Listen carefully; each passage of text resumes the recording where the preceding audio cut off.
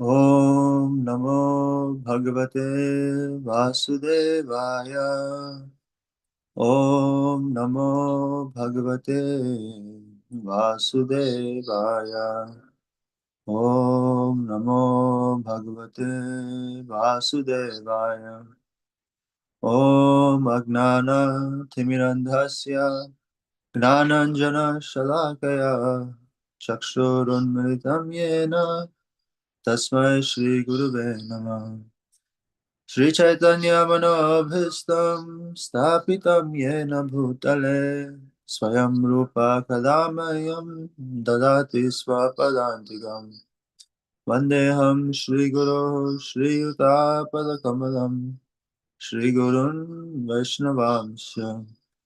श्रीरूपं साग्रजातं सहगण रघुनाथान्वितं तं सजीवम् साद्वैतं सावधूतं परिजनसहितं श्रीकृष्णचैतन्यदेवं श्रीराधाकृष्णपादान् सहगणा ललिता श्रीविशाखान्वितांश्च। हे कृष्ण करुणा सिन्धु दीनबन्धो जगत्पते गोपेश गोपिकान्त राधाकान्त नमोऽस्तुते। तप्तकाञ्चन गौराङ्गी राधे वृन्दावनेश्वरी वृषभानुसुते देवी प्रणमामि हरिप्रिय। वाञ्छाकल्पतरुभ्यश्च कृपा सिन्धुभ्य एव च पतितानां पावनेभ्यो वैष्णवेभ्यो नमो नमः। नमो विष्णुपदाय कृष्णप्रेष्ठाय भूतले श्रीमते महाविष्णु गोस्वामिनिति नामिने। नमो विष्णुपदाय कृष्णप्रेष्ठाय भूतले श्रीमते भक्तिवेदांत स्वामिनिति नामिने। नमस्ते सारस्वती देवे गौरवाणी प्रचारिणे निर्विशेष शून्यवादी पाश्चात्य देशतारिणे। जय श्री कृष्ण चैतन्य प्रभु नित्यानंद श्री अद्वैत गदाधर श्रीवासादि गौर भक्त वृंद। हरे कृष्णा कृष्णा कृष्णा हरे हरे हरे राम राम राम हरे हरे। हरे Krishna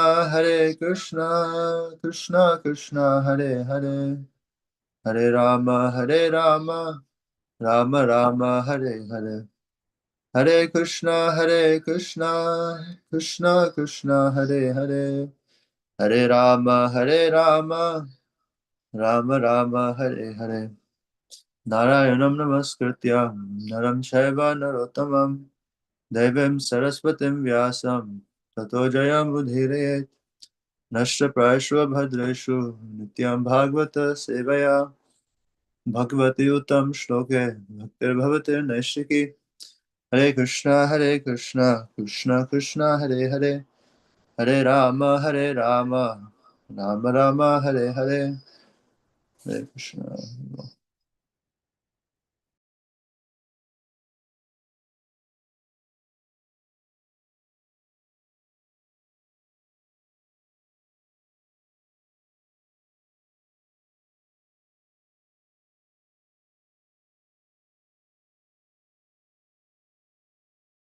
Krishna. Everybody can see me? Sorry, something is wrong here. I'll have to check my.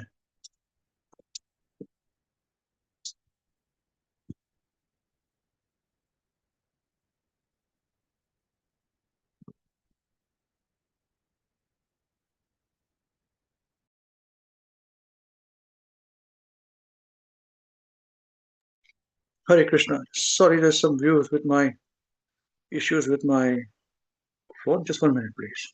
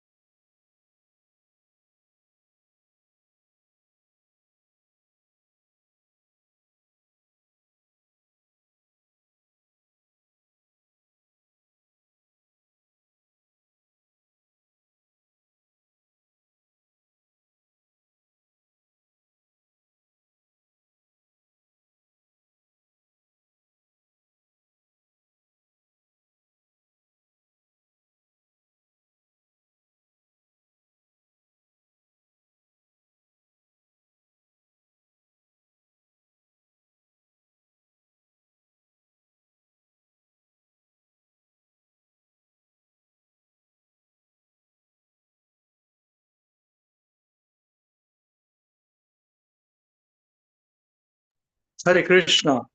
It is okay now, finally. Okay, I'm not very good with technology. Hare Krishna. Okay, so welcome everyone today to our special program. It's a realizations program where last week we heard some wonderful realizations and memories, and we want to hear from all of you. It was quite intense, It was quite intense, and it would be better that we give enough time for to all of us to reflect on what was spoken and give our realizations. So yes, we got enough time for everyone to speak. I would like to request anyone who'd like to start, please. Others can join in. You're waiting for me to call for you. Hare Krishna.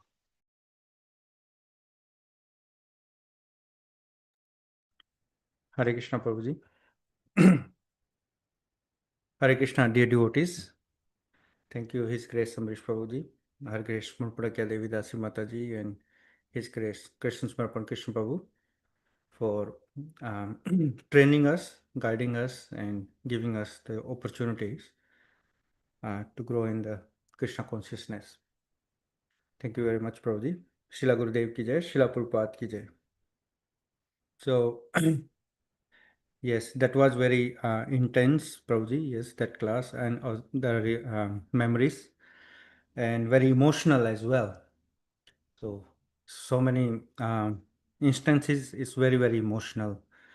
It's the gratefulness we felt that Srila Prabhupada done so much austerity, so much uh, how strong determination that Srila Prabhupada had, towards Krishna consciousness and all the activities, especially preaching. So my first point is that and that how Srila Prabhupada always excited in preaching, you know, in preaching work, because he showed how to do preach, like how to do practically, by his own example. So Mataji was sharing that that she distributed Srila Prabhupada books and then came back and told Srila Prabhupada, and Srila Prabhupada was asking what she said and how she done it, very excitingly.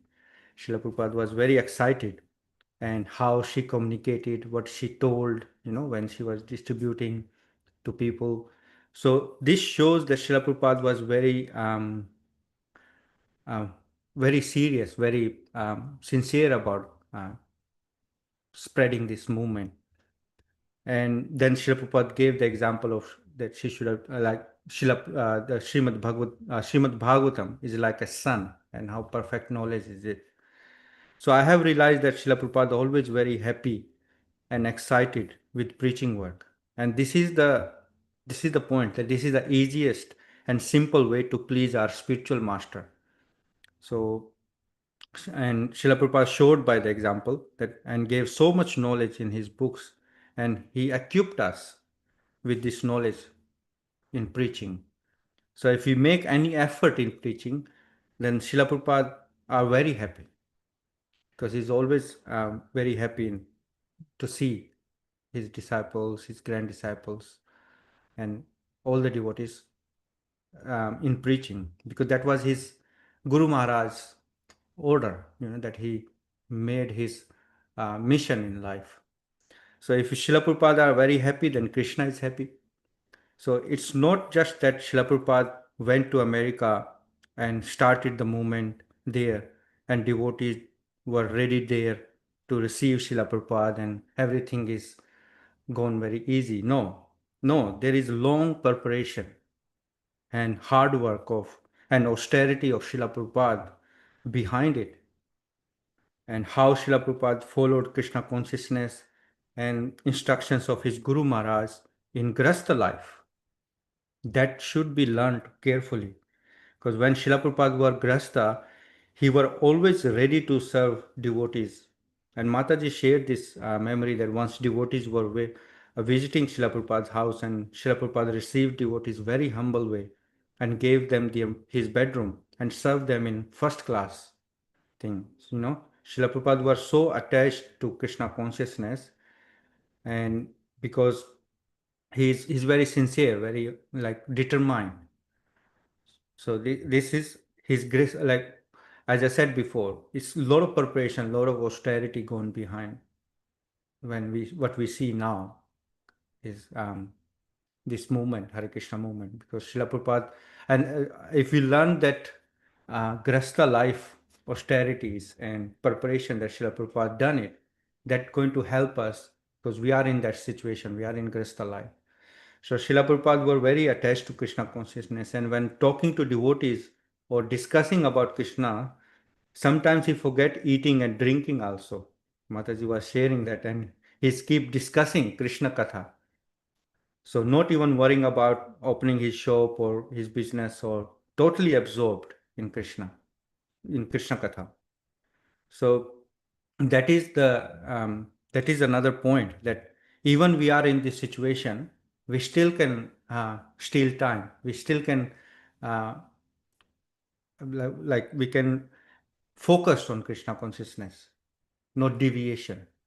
So in another memory, Mataji shared that Srila Prabhupada used to go to Delhi to collect donations, for printing books in the scorching heat, and it was it's very hot, and Srila Prabhupada were waiting outside of one of the businessmen to collect donation, but the other a man who asked Srila Prabhupada that he will give donation if Srila Prabhupada were moved from there because it was too hot. But Srila Prabhupada even convinced him to give donation and keep waiting they keep waiting there. So this is the level of dedication and attachment to Krishna, because although he was so hot and everything was not very favorable, but Srila Prabhupada didn't lose the focus. So I have realized that Srila Prabhupada had shown us the way and his own example, that it is not just about big temples which came later on, but in the beginning, the struggle of Srila Prabhupada and austerity of Srila Prabhupada is very much encouraging and must be known to all the devotees.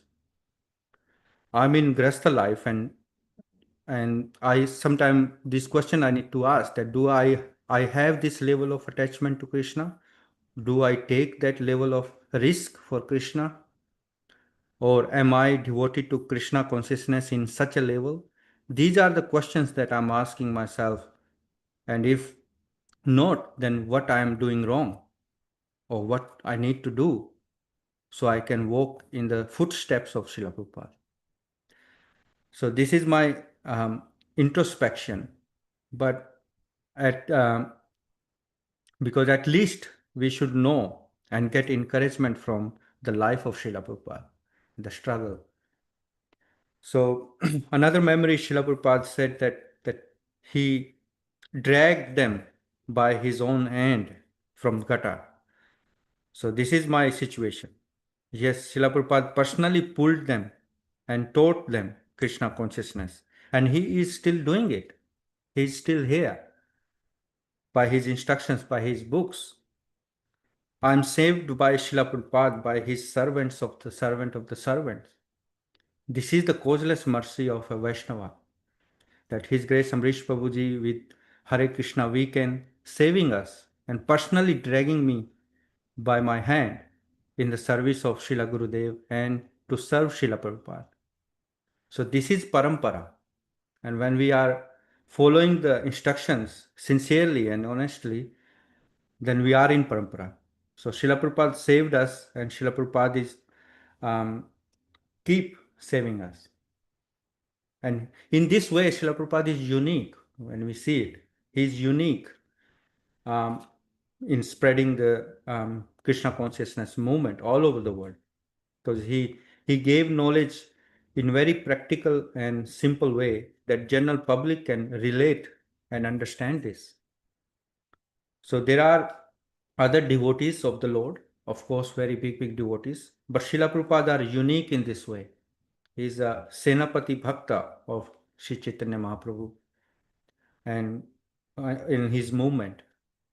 And in another memory, that His Divine Grace Bhakti Siddhanta Saraswati Thakur Srila Prabhupada, Srila Prabhupada's Guru Maharaj, he had predicted this about Srila Prabhupada, that and about his preaching. Although Srila Prabhupada didn't get much encouragement from his god brothers, but Srila Prabhupada took the instructions of his Guru Maharaj and make the mission of his life and preached all over the world. So another one memory Mataji was shared about a Vaishnava in Mayapur, and he is asking for disciples of Srila Prabhupada with Back to Godhead magazine in his hand. So he shared that at that place that Srila Prabhupada used to sit and come and do very sincere chanting and prayed to fulfill his Guru Maharaj's order to preach in the West. So this place where we're talking about is very important, because where in this place the Nityanand Prabhu, Mahaprabhu and Advaita Prabhu, all his associates used to sit and plan to preach. So Srila Prabhupada also used to sit there and pray and and and chant. But after some time, Srila Prabhupada came in saffron dress, and that Vaishnava spoken to Srila Prabhupada, and Srila Prabhupada told him that he is going to West to fulfill his Guru Maharaj's order, and he asked for mercy. Now he got this magazine and saves and see Srila Prabhupada's photo in it, and asked Srila Prabhupada's disciples and share this memory. So this shows that the determination and dedication of Srila Prabhupada to Krishna consciousness. So, and towards many living entities, Srila Prabhupada never lost his focus and keep working on his mission. So we also must have this, at least have one mission in our lives. And of course, that should be Krishna consciousness mission under the guidance of our seniors and Guru Maharaj, as Srila Prabhupada showed us. So Srila Prabhupada dedicated his life to fulfill the order of his Guru Maharaj. So if we also have a mission in our life, we can dedicate a life to that mission, and then we can make our life successful. And that can be instructions of our Guru Maharaj or our seniors, so that is there are many other points that as I said, that is very emotional and very intense memories shared by Mataji, and many things to learn from it. So I note down few things, but definitely I can go over and over again that video and learn a lot more things. So thank you very much for showing. Thank you, Prabhuji, for showing um, very nectarian, very wonderful class, so we can learn from it. Hare Krishna. Srila Gurudev ki jai. Jai Srila Prabhupada. Thank you, Prabhuji. Yes, Hare Krishna. Thank you very much, Prabhuji. So this is the mission of Srila Prabhupada.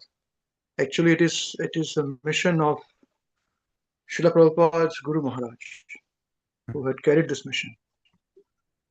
Srila Bhakti Siddhanta Saraswati Thakur Prabhupada. And actually, it is further up the mission from him also.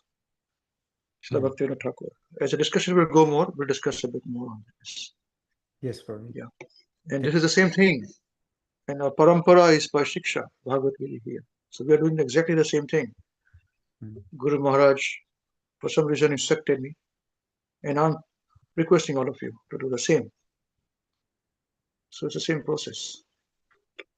Wonderful. Yes, Prabhuji. Hare Krishna. Hare Krishna. Yes, who would like to go next?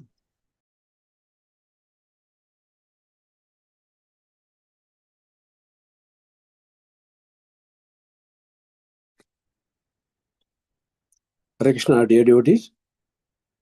Thank you, Sanjay Prabhu, for your nice realization. Thank you, His Grace Ambrish Prabhuji, Her Grace Purnamata Devidasi Mataji, and His Grace Krishna Samarpan Krishna Das Prabhu for giving us an opportunity to give this realization and training us. So I listened to again because I didn't listen properly to the full video, but I did listen later on. And as Sanjay Prabhu rightly mentioned, that it was really intense. And the Mataji mentioned that the Srila Prabhupada was very simple living and high thinking.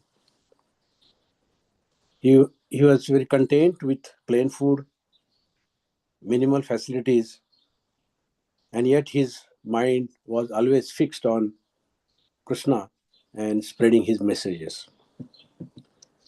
He always in favor of Vaishnava's principle and of being detached from the luxury life, but he was rich in Krishna consciousness.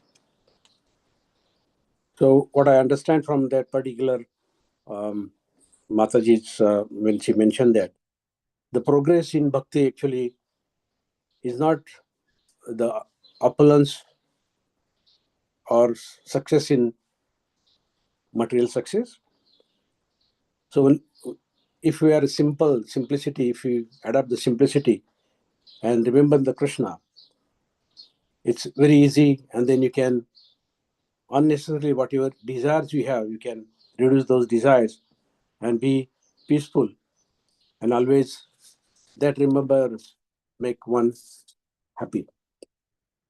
Even Srila Prabhupada Mataji mentioned that he was very concerned with each devotee.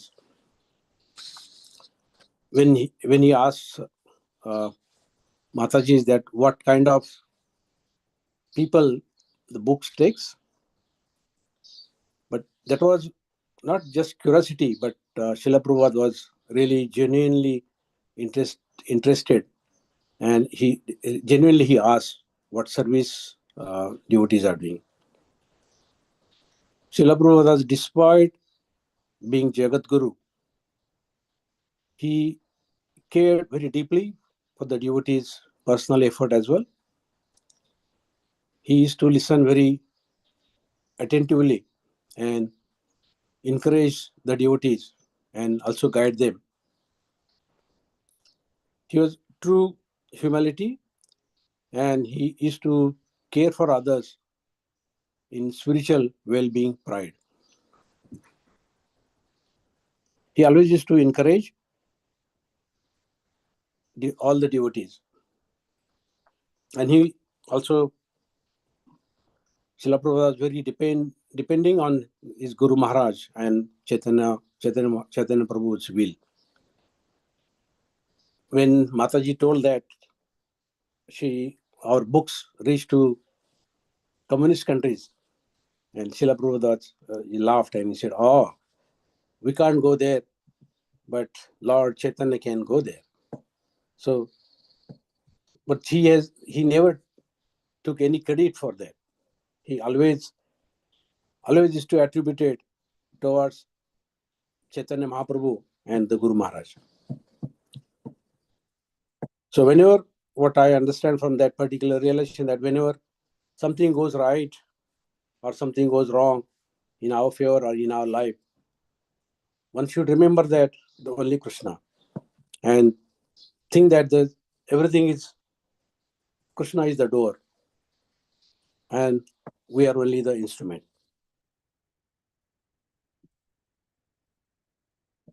Also, when one of the devotees, Mataji mentioned that a devotee recalled how the Prabhupada's Mahamantra chanting entered his heart like waterfall, awakening the deep realization.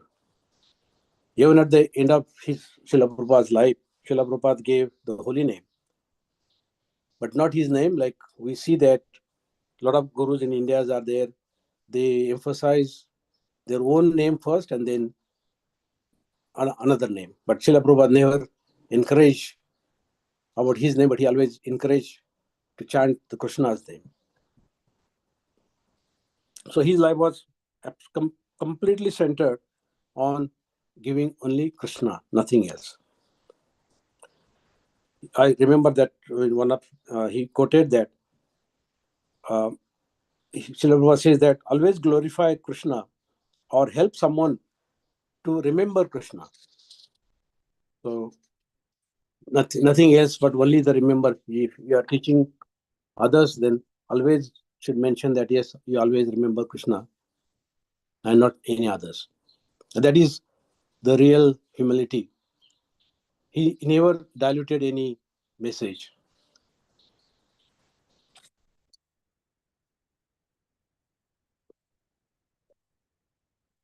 He had a very strong faith.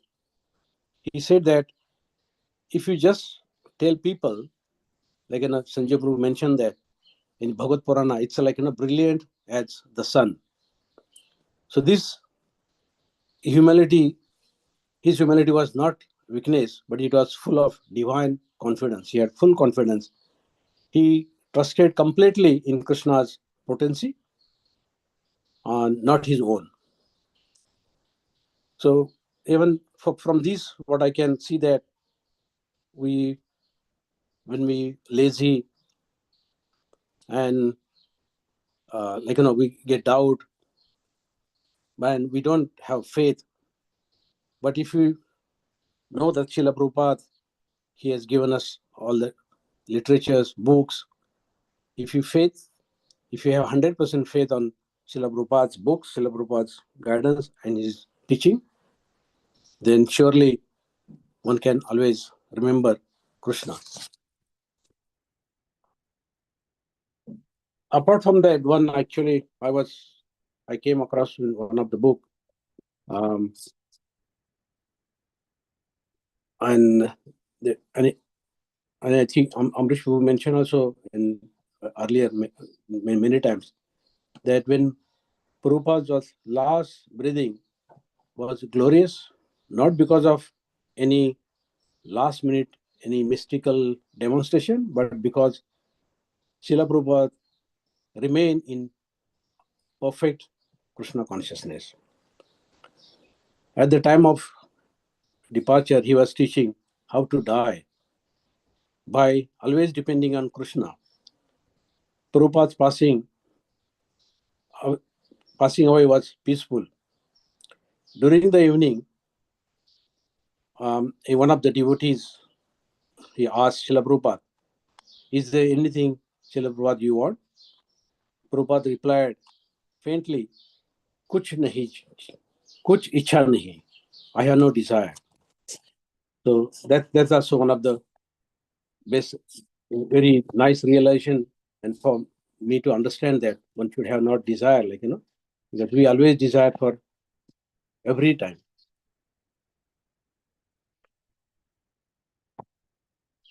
Srila Prabhupada's life had dedicated for spreading the holy name to every town and village. And for many months, he had been surrounding himself with the holy name. When he was passing away, he especially wanted to fill the room with his devotees chanting Hare Krishna and fill with that wish, and that wish was fulfilled. So this is my realization from the particular realization from Mataji. And thank you, Amrish Prabhu, for showing us that wonderful video from Mataji's. Hare Krishna. Okay, thank you. Hare Krishna.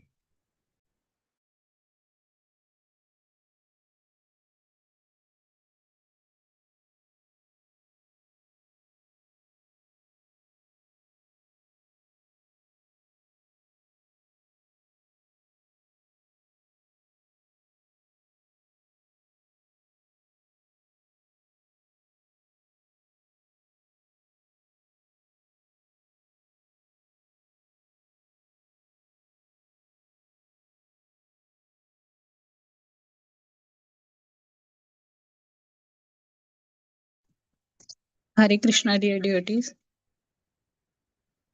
Thank you, His Grace Amrish Prabhuji. Thank you, Her Grace Purna Pragya Mataji. And thank you, His Grace Krishna Samarpan Krishna Prabhuji, for giving us this opportunity to share our realization and showing last week the realization class.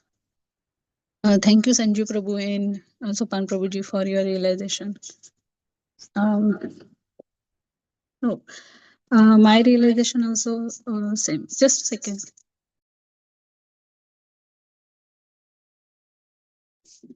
Sorry. Um, my realization also from the Mataji's books distribution. So when Mataji was on the airport, Honolulu airport, and Srila Prabhupada wanted to meet her, and then she come and to see the Srila Prabhupada. And Srila Prabhupada was asking her about questions about the book distribution. How's the book distribution going on? And what kind of people are taking the books? And then Mataji was saying they are doctors and young peoples and diplomats. And then Mataji said, this some countries like Albania and all. So Srila Prabhupada was so pleased and so happy that she's doing her book distribution service very nicely. Also, Srila Prabhupada were asking question what they asked, and Mataji said that the Srimad Bhagavatam. Srila Prabhupada said that this Bhagavad Purana is as brilliant as the sun, and that verse is so wonderful. If you just tell people this verse, how can they resist? You don't need to say anything, and the Bhagavatam will sell itself. So from this realization, I realize, that the book distribution is the good service. I remember Srila Prabhupada is very fond about the book distribution, and there was another realization program. I remember that Srila Prabhupada used to walk so far so he can save some money to print the books. That I remember from some other previous realization class here. And then I from this Mataji's realization, I realized that book distribution is really important. So it can give knowledge to everyone. So Srila Prabhupada also mentioned that if they listen the lecture, they may hear from one ears and it can go from the other ears. But if they read the book, they will remember it forever. And I also remember how Amrish Babuji, His Grace Amrish Babuji used to engage us in book distribution. It was a long back, I think 2012, I guess, that we used to do prasad distribution and book distribution. So I remember that, when if you want to do book distribution, first we have to know also what inside in the book, because people are going to ask what's the book for. So it's very important that we should know what's inside the book, and why they need to read the book. I remember when we doing the book distribution, Krishna Samarpan Prabhu was very young, and he used to go with Purnapagya Mataji, and sometimes I used to try to distribute the book, but it was so hard. It's not that easy, And then Mataji was doing Mool Prakriti Mataji was doing so constantly, and I was, it's not that easy service to do the book distribution. So and there was also another incident. Mataji said that when she got a service to, I think, tidy up Srila Prabhupada's room, and then the other Mataji told her that just make sure you keep the things or the Srila Prabhupada stuff as it is, where it is. You just need to do the dusting and all. And then Mool Prakriti Mataji said that she was a bit scared and she was sweating, and she was trying to remember when she was dusting. She was trying to remember where the stuff was and where I'm keeping, and somehow she missed, I think, the lid of the silver glass to dust and keep it in the same place. And when Srila Prabhupada came, he directly went to his room, and then he realized, this is something different. And then he called, and who keep it like, Haribol, who keep the, stuff like that, like the, and properly he realized. So from this I realize, that when we serving to the when we serving to our Guru Maharaj and respected person, we should be very careful, and we should think, we should always think that we should not do any mistake while we doing our any service. So I know there are many incidents and realization from Mataji, but I just wanted to share this too. And thank you once again, His Grace Amrish Prabhuji, for giving us opportunity to share this realization. Hare Krishna. Hare Krishna. Thank you very much, Mataji.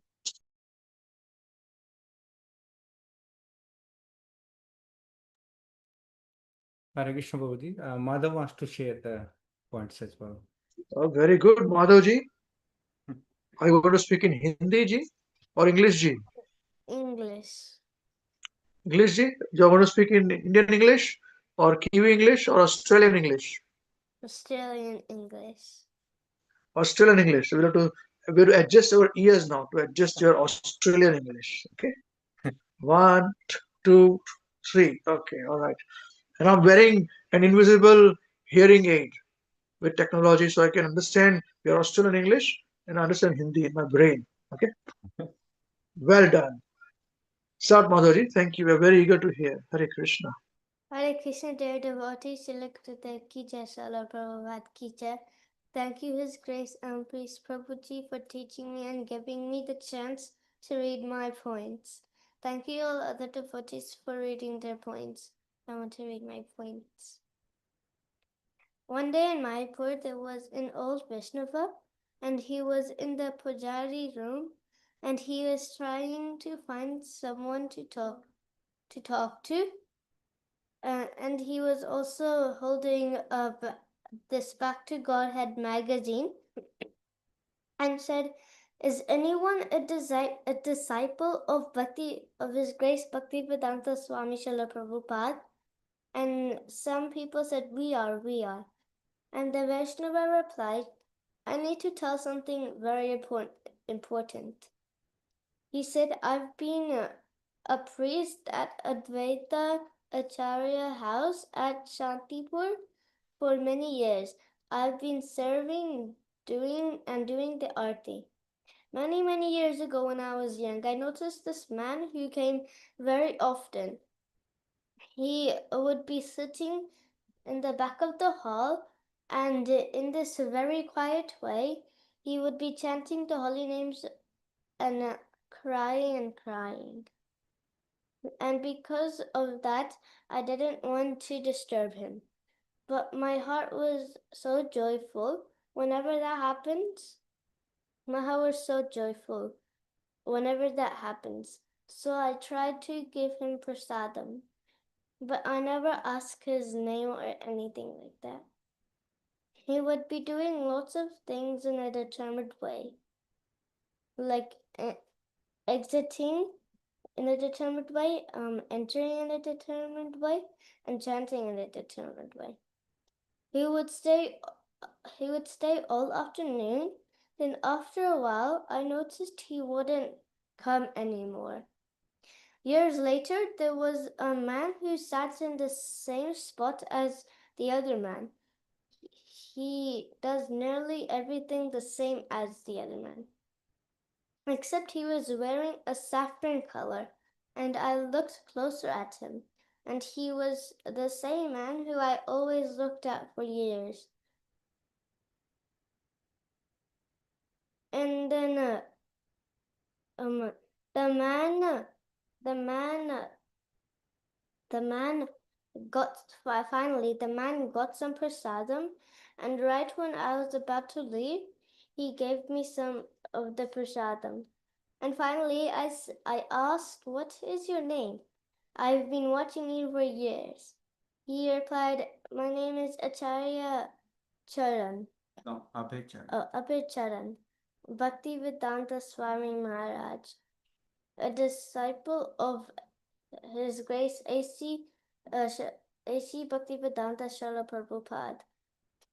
And the reason why I come is that This is the same place where Nityanand Prabhu, Lord Chaitanya Prabhu, and Advaita used to gather. And I've been praying for mercy. And Prabhupada gave me, Srila Prabhupada gave me an impossible mission. The impossible mission was plant the seed across the ocean. I not knowing how to go, so I'm here praying for guidance. But tomorrow I am going on a ship. Please, I beg for mercy. And then the man left across the ocean. And on that same day, there were two white Vaishnavas came, and I was shy. Then one day, the same white Vaishnava gave the other Vaishnava a Back to Godhead magazine, and he opened the magazine, and there was Abhay, Charan, and Prabhupada were in there. There was a picture of them doing the impossible mission. My learning from this is do not always pray to Krishna for getting things done for you straight away. You should always pray to Krishna for giving yourself the intelligence to serve Srila Gurudev, Srila Prabhupada, and devotees. Another point is that Srila Prabhupada is very determined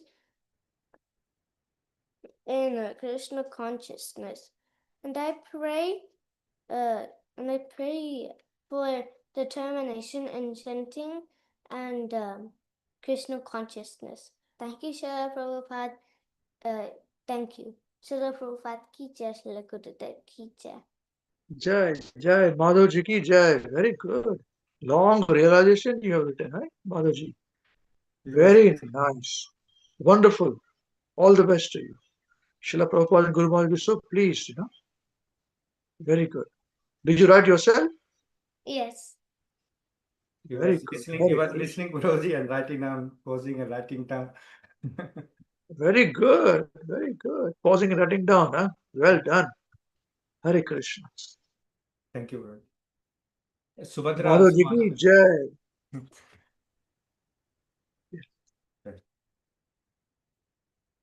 Hare Krishna. Hare Krishna, dear devotees. Srila Prabhupada ki jai, Srila Gurudev ki jai. Thank you, His Grace Amrish Prabhuji, and thank you, Mataji, for teaching and giving me this opportunity to speak. And thank you to all the devotees who shared before me.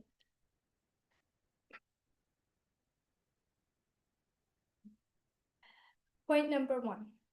Mataji said that there was a devotee who wanted to dust and clean Prabhupada's room, but Prabhupada always refused. But this time Prabhupada was going to Yamuna River and said yes to the devotee who wanted to clean Prabhupada's room. While cleaning Prabhupada's room, the devotee thought, wow, what a pleasure to clean Prabhupada's room. Then he looked up at the roof and there were so many spiderwebs and spiders. So he thought again, I should clean this. Then Prabhupada's room will be more cleaner than before. So he did. He dusted away all the webs. Then he looked down and saw all the spiders and thought, I did something wrong.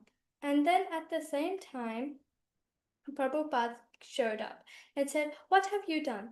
Then Prabhupada explained how all these insects have been here for decades and we come and destroy their home. What I learned is that we shouldn't kill insects or animals deliberately since we are already killing bacteria while eating, breathing, and everything. So why should we kill things we see when we are already killing unknowingly? My point number 2, my second point. Prabhupada once went to somewhere in India to make a temple, but he had no money, no connection, or anything. But he was determined. And while being there, he met a couple. and he preached Krishna consciousness to them. But the husband was always into Ramayana and didn't really listen to Prabhupada. But on the other hand, the wife was always so interested in Prabhupada's preaching.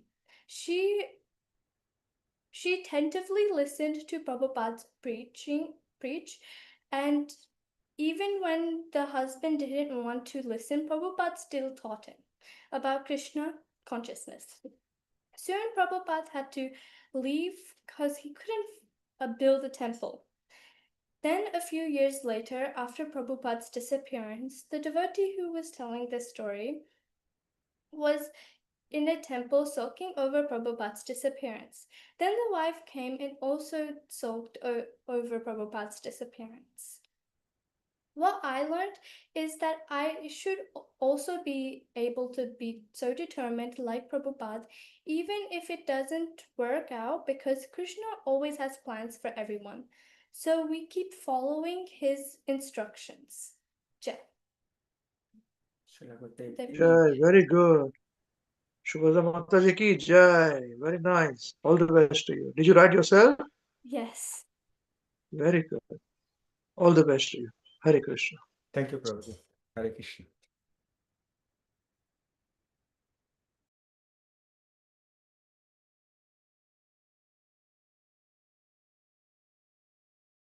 Hare Krishna, Prabhuji. Can you hear us, Prabhu? Yes. Actually, we are at Yes, we a can hear rural you. place. Hare Prabhu. Krishna. Yeah, we are at a rural place, so the internet is coming and going here. Hare Krishna, dear devotees. Thank you, His Grace Amrish Prabhuji, Hare Krishna Prabhupada Mataji, and His Grace Krishna Samapan Krishna Prabhuji, for giving us the opportunity to share our realizations from the last class. And thank you all the other devotees for your very nice realizations. So I had some points noted down from the last class, and as we were studying in the intermediate class, I was looking to the text number 3, and I realized that all those points that I have mentioned in the text 3, and I was relating that to the last week's lecture. And the first point that other devotees shared as well, that Prabhupada were very excited. Like we studied that the first thing in devotional service, the 6 things that we studied, that the first is utsaha, like the enthusiasm. So Srila Prabhupada were very excited about how the books were distributing and how what kind of people were taking the books. Srila Prabhupada were very excited about it. And then he mentioned that Srimad Bhagavatam says itself, it is as effulgent as sun, and we don't have to go anywhere else. And when we really study Srimad Bhagavatam, then we could understand and we could quote from Srimad Bhagavatam only, and that's how the people will be attracted towards it. And the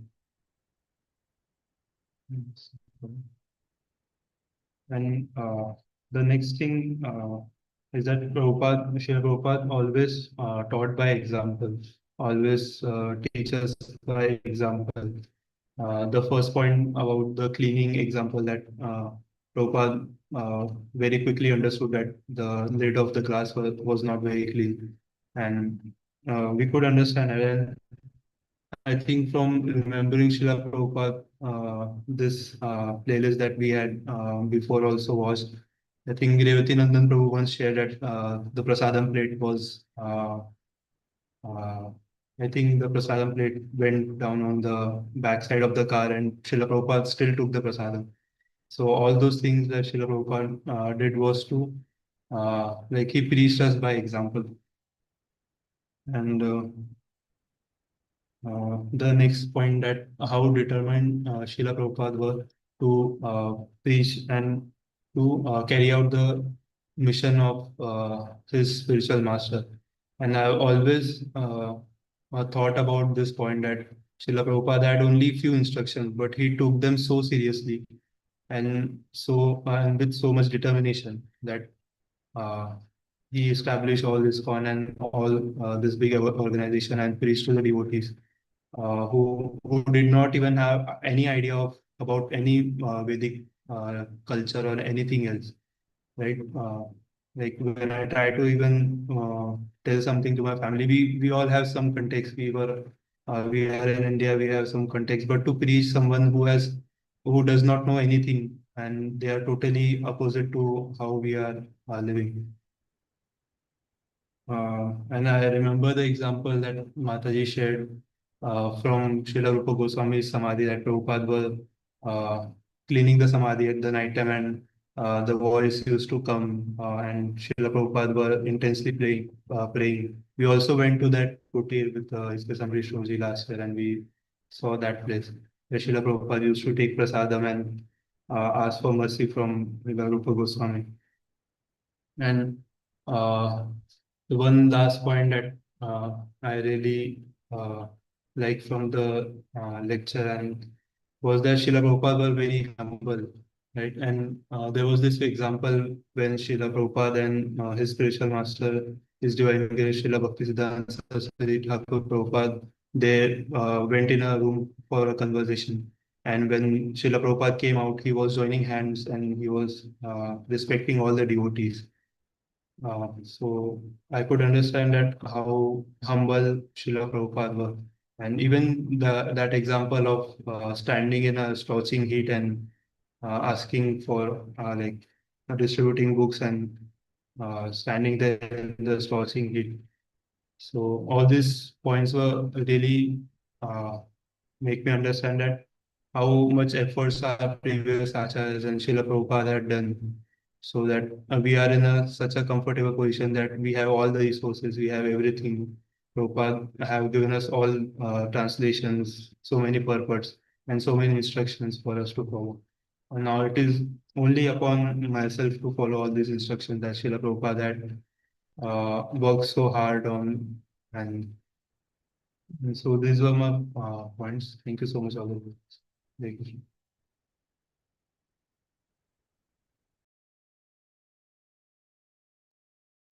Thank you very much, Prabhuji. Hare Krishna.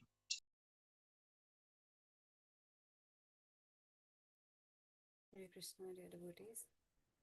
Thank you, His Grace Amrish Prabhuji, Her Grace Purna Pragya Mataji, His Grace Krishna Samapan Krishnadas Prabhuji, for sharing this wonderful memories of Prabhupada with us.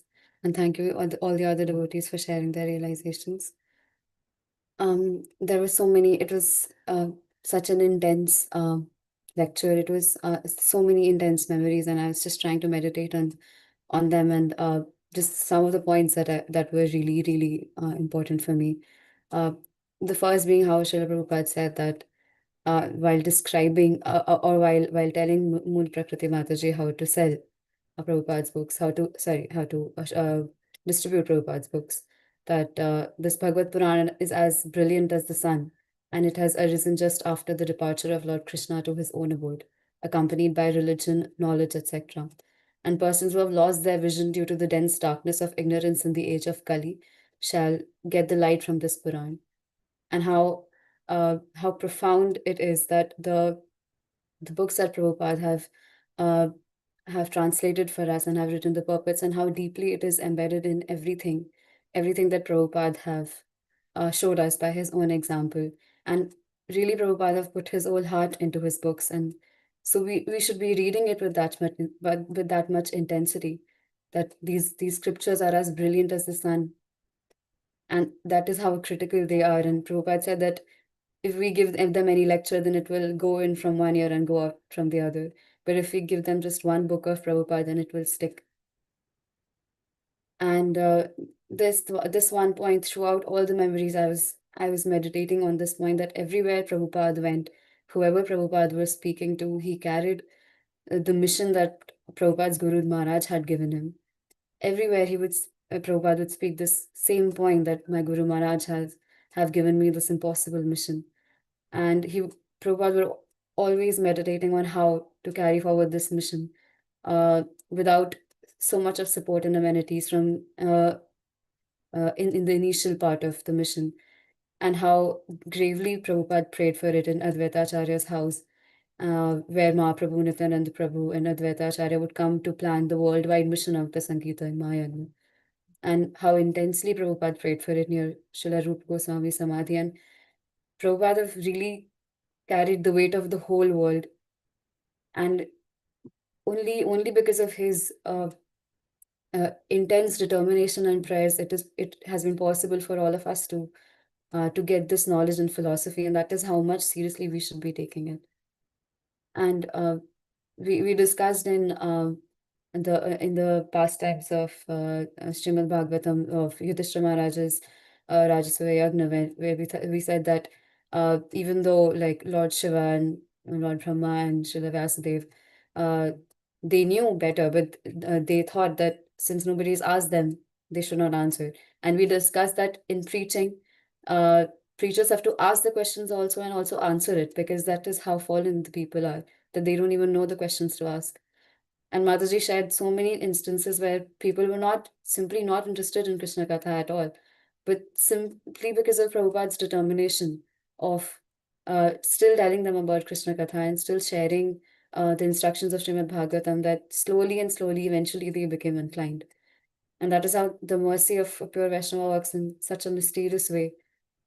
And this one instruction that Krishna gave to, that Prabhupada gave to one of the people that he was constantly speaking to, that Krishna is just like the sun. And wherever there was any darkness, any fear, or anything that was not beautiful or pure, the light of Krishna could change it immediately, just if one could remember Krishna. And now this one instruction was given by Prabhupada such a long time ago, but when that person was on their deathbed, they remembered it. And it gave them so much strength and so much bliss, even though they were suffering so much. And it's just so inconceivable to me that how the instructions and how the mercy of a Vaishnava works. And we also discussed that how considerate Prabhupada were even for the spiders of Vrindavan, because Prabhupada said that there are Brijvasis that have been taking shelter of Vrindavan for countless generations, and they're not causing any disturbance to anyone. But we come and we disturb everything. And in Vrindavan also we discussed this thing that when like we think that the cow is in our way, but we are also in the cow's way. We do not think like that, because I'm that self-centered in our own conduct. This also one really intense memory that Mataji shared regarding how Srila Bhakti Siddhanta Saraswati Thakur Prabhupada was speaking to Srila Prabhupada near his Samadhi, and they were saying that it's Prabhupada were wondering that there are no arrangements, there are no facilities to go to the West, and Srila Bhakti Siddhanta Saraswati Thakur said that you don't know that, but everything has been arranged across the ocean, and there are so many people who've been calling for you, and it's just the time. And Prabhupada just simply left after that instruction, and just how much faith Prabhupada had in his Guru Maharaj and Krishna, that this leap of faith of just going without even knowing which direction Prabhupada were going in, this should speak volumes about the purity of Prabhupada and his instructions. And this one point I really liked, how Prabhupada really just saw the soul and not the person at all. And this one instance of one of the top class Brahmanas refusing to take prasadam from the hands of a Western devotee because he thought that it was not proper. And Prabhupada, that same person later said that Prabhupada taught him that all jivas, no matter what their birth or disqualifications, they're all qualified to take to Krishna consciousness. They don't have to be a Brahman, they don't have to be from India. And really this mercy is only given by Prabhupada. And Mataji also shared that even though Prabhupada changed the standard of chanting for us to 16 rounds only, but Prabhupada himself chanted 64 rounds. And he would, Mataji shared in one of the memories that he would always do it. And I wondered that Prabhupada did not lower the standard for himself, but so mercifully he did it for us, because that is how fallen I am, that I am unable, I can't even imagine chanting 64 rounds in a day.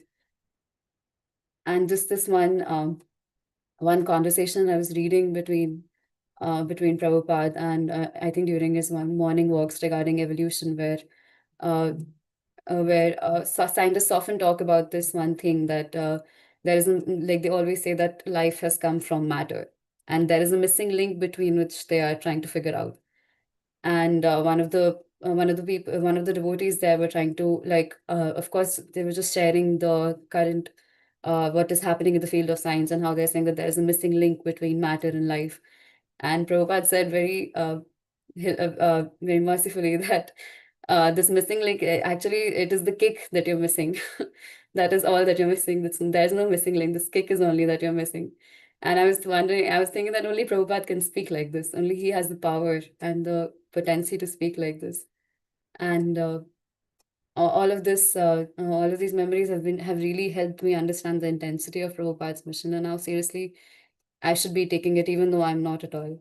But I sincerely pray to Prabhupada and to Krishna that all these instructions and all this intensity I can realize someday and find the time and the intelligence to implement it in my own life. Thank you. Hare Krishna. Hare Krishna. Thank you very much for that. See, a few things are important to note, that whatever Srila Prabhupada spoke and taught, 100% these were spoken and taught by our previous acharyas, word to word. Okay, there are instructions about so many examples which you speak, Prabhupada has given, that is spoken by other acharyas, including Chaitanya Mahaprabhu. So the as it is part is very critical. Yeah. So the whole sampradaya depends upon this part of as it is. You must not misunderstand this point. That's why we emphasize a great deal on the purity of knowledge and the philosophy. You see? So ours in Hare Krishna WECAN, we study what Prabhupada is taught in the mood of Mahavishnu Goswami Maharaj. And anything else comes from anywhere else, we'll pick up. And we will call out. We should know. Everything is right, everything is perfectly all right. That's good enough. But this is where we are very, very particular about this point. You will not realize this, the amount of effort that goes in isolation for me to make sure that no, I'm going to do this. It's isolation, not going with the crowd. Yeah. So this instruction of going to the West, which Srila Prabhupada had, where Srila Prabhupada's Guru Maharaj, Srila Bhakti Siddhanta Saraswati Thakur Prabhupada had given him. And this was in a dream, okay? That thing, you go now, devotees already manifested. That point which you mentioned, I don't know whether you mentioned that. It was in the dream. Srila Bhakti Siddhanta Saraswati Thakur Prabhupada came and said, now you go. Why are you still here? So this particular instruction which prediction which Chaitanya Mahaprabhu had given, that my Senapati Bhakta will come in the future and he will spread Krishna consciousness to other countries offshore. Now Chaitanya Mahaprabhu came, and then so many years, hundreds of years went by. In fact, Mahaprabhu's mission was derailed completely. Derailed means it was finished.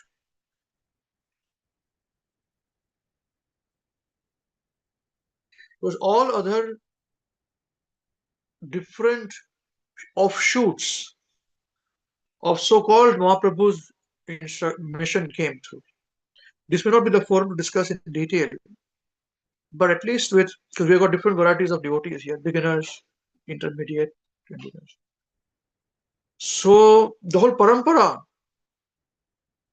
which we know as intact, was never intact.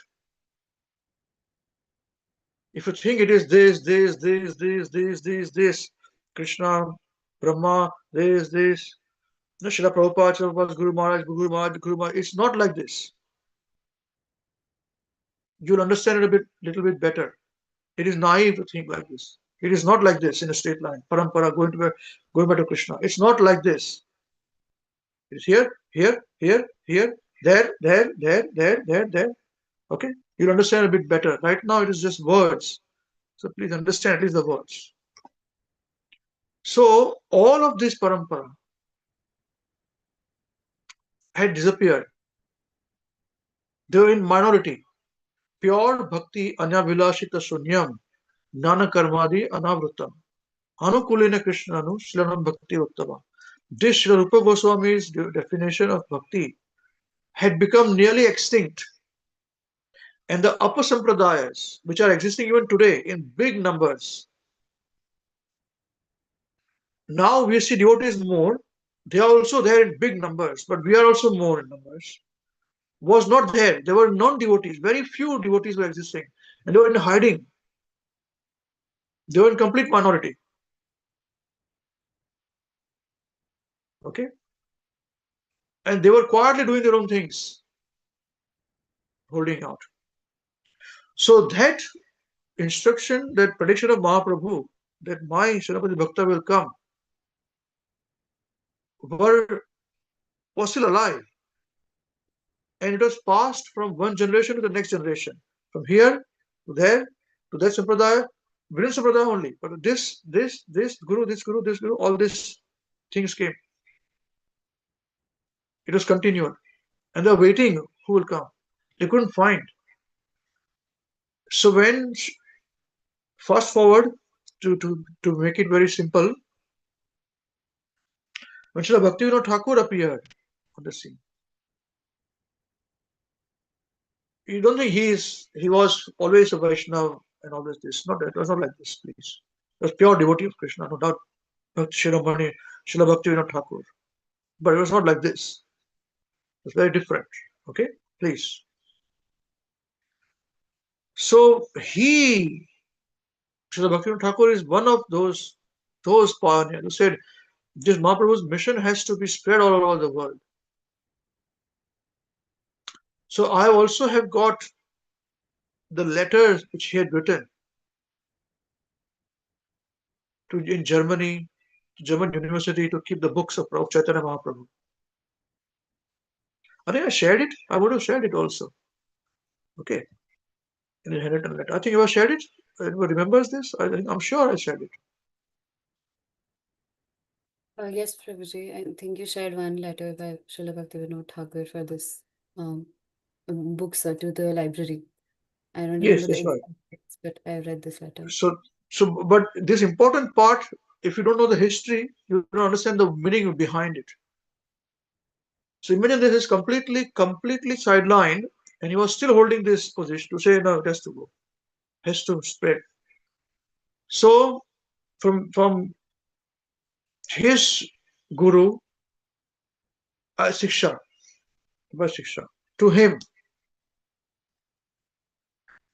to his disciple by Shiksha, to him, this light of the knowledge that Mahaprabhu's mission has to spread over the world was still burning. The lamp was still burning with so intensity that, if you remember, Mula Prakriti Mataji also mentioned this point, that Srila Bhakti Siddhanta Thakur Prabhupada said that my mother, when she passed away, she told me that this mission is still it's not done yet,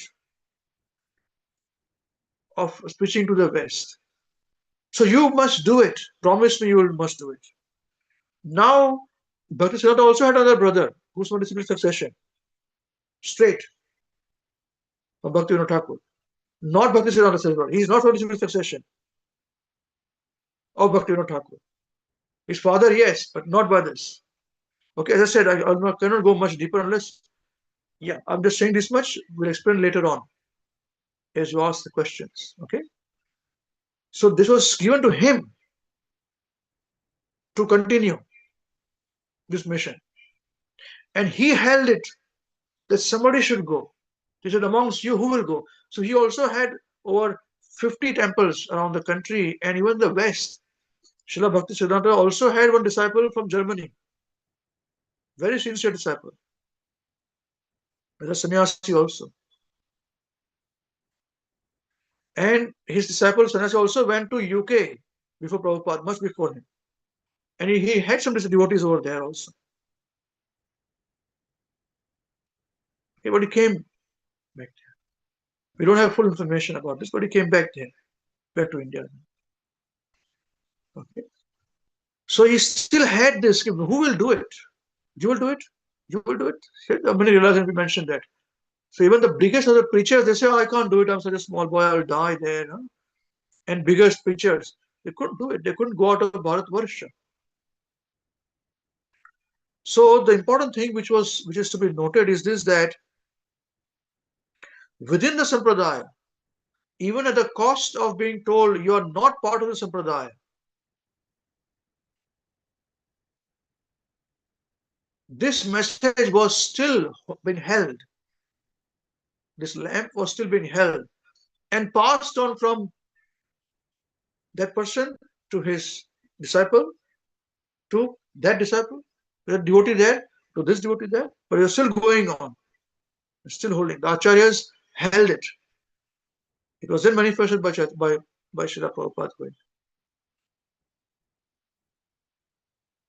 So what Srila Prabhupada has done is what has been the prayers of so many previous acharyas, and Prabhupada knew about this. That's why he prayed to those acharyas. He said, please help me. I'm nobody. I'm just a grihastha, fallen. But I've been given this order. Please help me. So you must understand, it is not black and white and one thread. Here to here, this guru to that guru, that guru, that guru, that guru. You know, it's not like this. It is very complicated. Here, zigzag, all this, and not even disciples. And not even the sampradayas. They don't accept this sampradaya. No, we don't accept you. No, not here. No, you're not. You're part. You're not part. And somebody from not so-called that parivar, Srila Prabhupada, he went. There are still authorized sampradayas who don't accept us. That's Gaudiya Vaishnavas.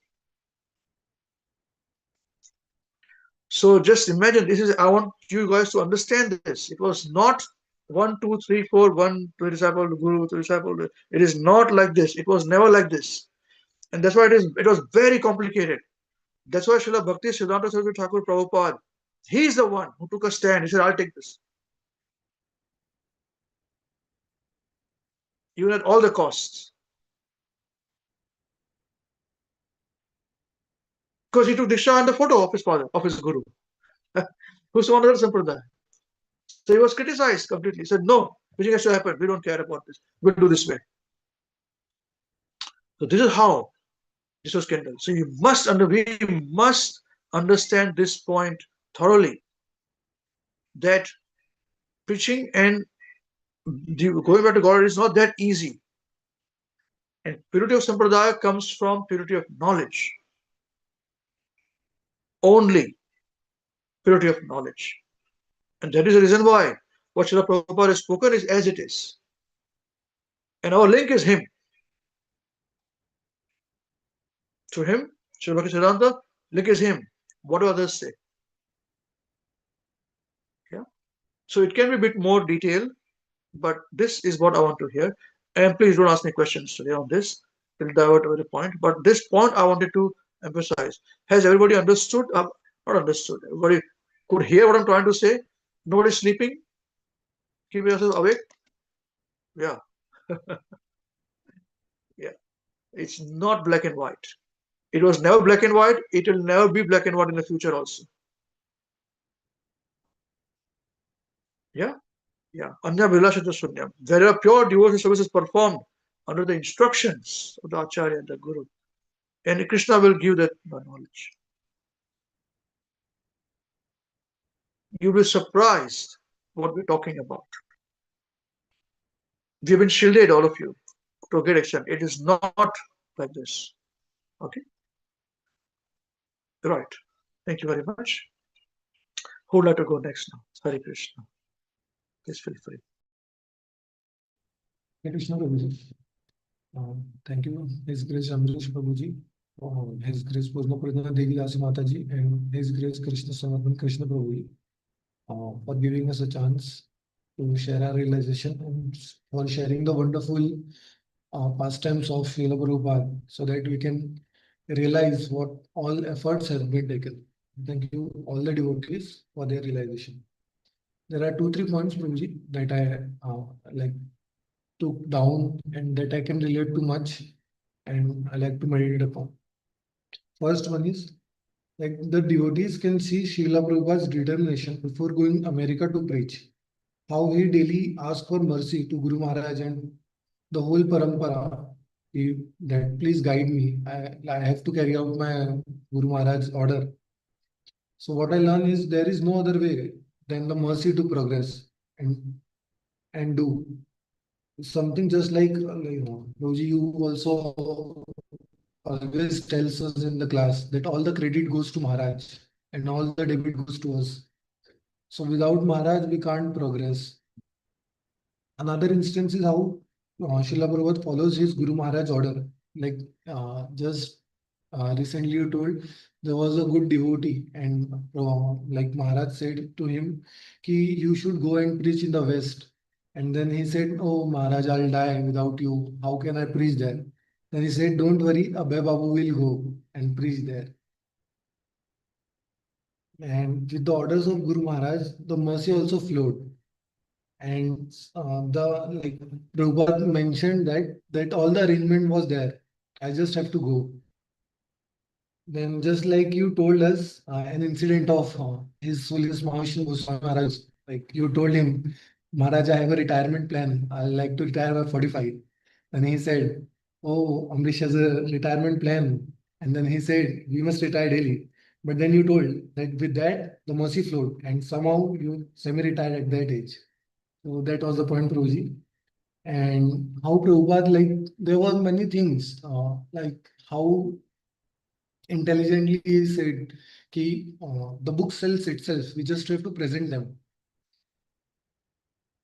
Then again, the part of determination, how in the heat, scorching heat and Delhi, he was standing because someone promised to give 5 rupees. A man came and told, please don't stand, I'll give you 10. He said, please give me 10 also, but someone has promised I have to take that money to carry out the orders. So if there was any point of like any impurity, then they can't do anything. It was the purity due to which he was so determined.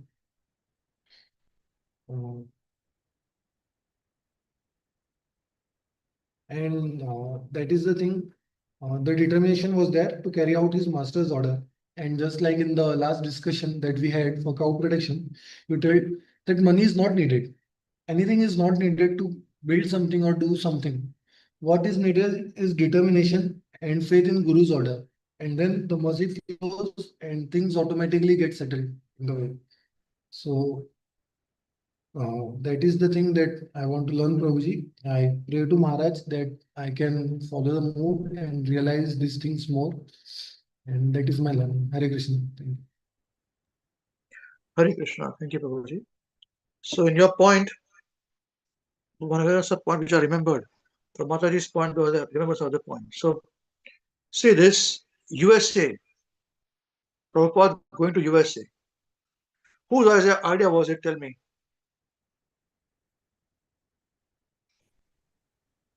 Whose idea was that? What do you think?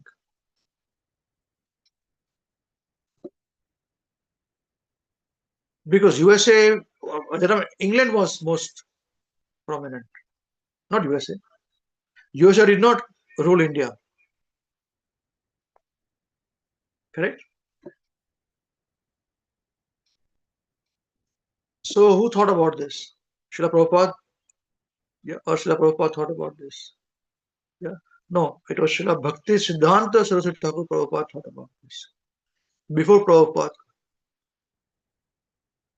It is astonishing that at that time, USA was not that prominent at all. It was not prominent at all. UK was prominent. But even before Prabhupada was instructed to go into West, it was Bhakti Siddhanta who thought we should go to the USA. Because he had predicted USA is going to become number 1. So go there and preach. You must go there and preach. You see this? Yeah. So going to America, remember this point. So this is how the intensity was still passing through the acharyas, as I spoke before. So you must go. So we must go. Where do we go? Germany, France, here, there, you know. So no, we must go to USA. And he thought about USA. Yeah, it is very important. So historical significance is very important. And we also give knowledge systematically. We don't jump. And it's sometimes because these common programs, everybody is at a different levels, you know, of their spiritual realization and knowledge also. So we can give some, we cannot give some, we should give enough so that the seniors also learn something and they can impact us. The youngsters don't get too confused, the new people. Intermediate level want to hear a bit more, you know, and the interest of leaders are still, they get more into, yes, what is it, you know, what is this? So yeah, we have to be very careful on this, tactful. Hopefully you all will appreciate this, and you'll also have your own teams like this. So replicate this, exactly what we are doing, and bring them to head office. Even head office also, same thing there, the same thing. This. But important thing is the knowledge should not be diluted. Whatever happens, examples, non-examples should be the same. Once you know the mood behind it, then it is okay, you can understand this, but not immaturely. It will come with a lot of seva. Yeah. Even within our own, you will find there is changes in the information. Even within my own, that's what I'm saying. I'm very silent also, but I'm holding on to this, making sure no, our information is like this, full stop. Let people think whatever they want to think. Let them call me whatever they want to call me. This is how it is. This purity of knowledge is very, very, very important. Otherwise, everything is lost. Moment anybody adds, subtracts, anything is lost. So that's the reason why I hear from this, I hear from there. That's correct. But unless I'm 100% sure, we'll never take this as, you know, giving examples in the script, in our lectures and all those things. Yeah. So this point has to be understood. That's why I read Prabhupada's books. Who's stopping you? And read Mahashya Goswami Maharaj's quotes. Who's stopping you? Which we are giving you. Again, there is to be given in a particular way, not to jump here, jump there, and find out all those things. No, you don't. If you want to, up to you, but don't. We don't recommend that. Everything has been given. Just follow and learn. There itself is too much to digest. Why don't you jump here and there? Even this we can't digest. You see. There's today so much information we give which was not existing before. But that information is also very well verified and thoroughly understood on these things, what things are, and that's how it is. Okay, so USA is that point. I want you to understand this point. Yeah.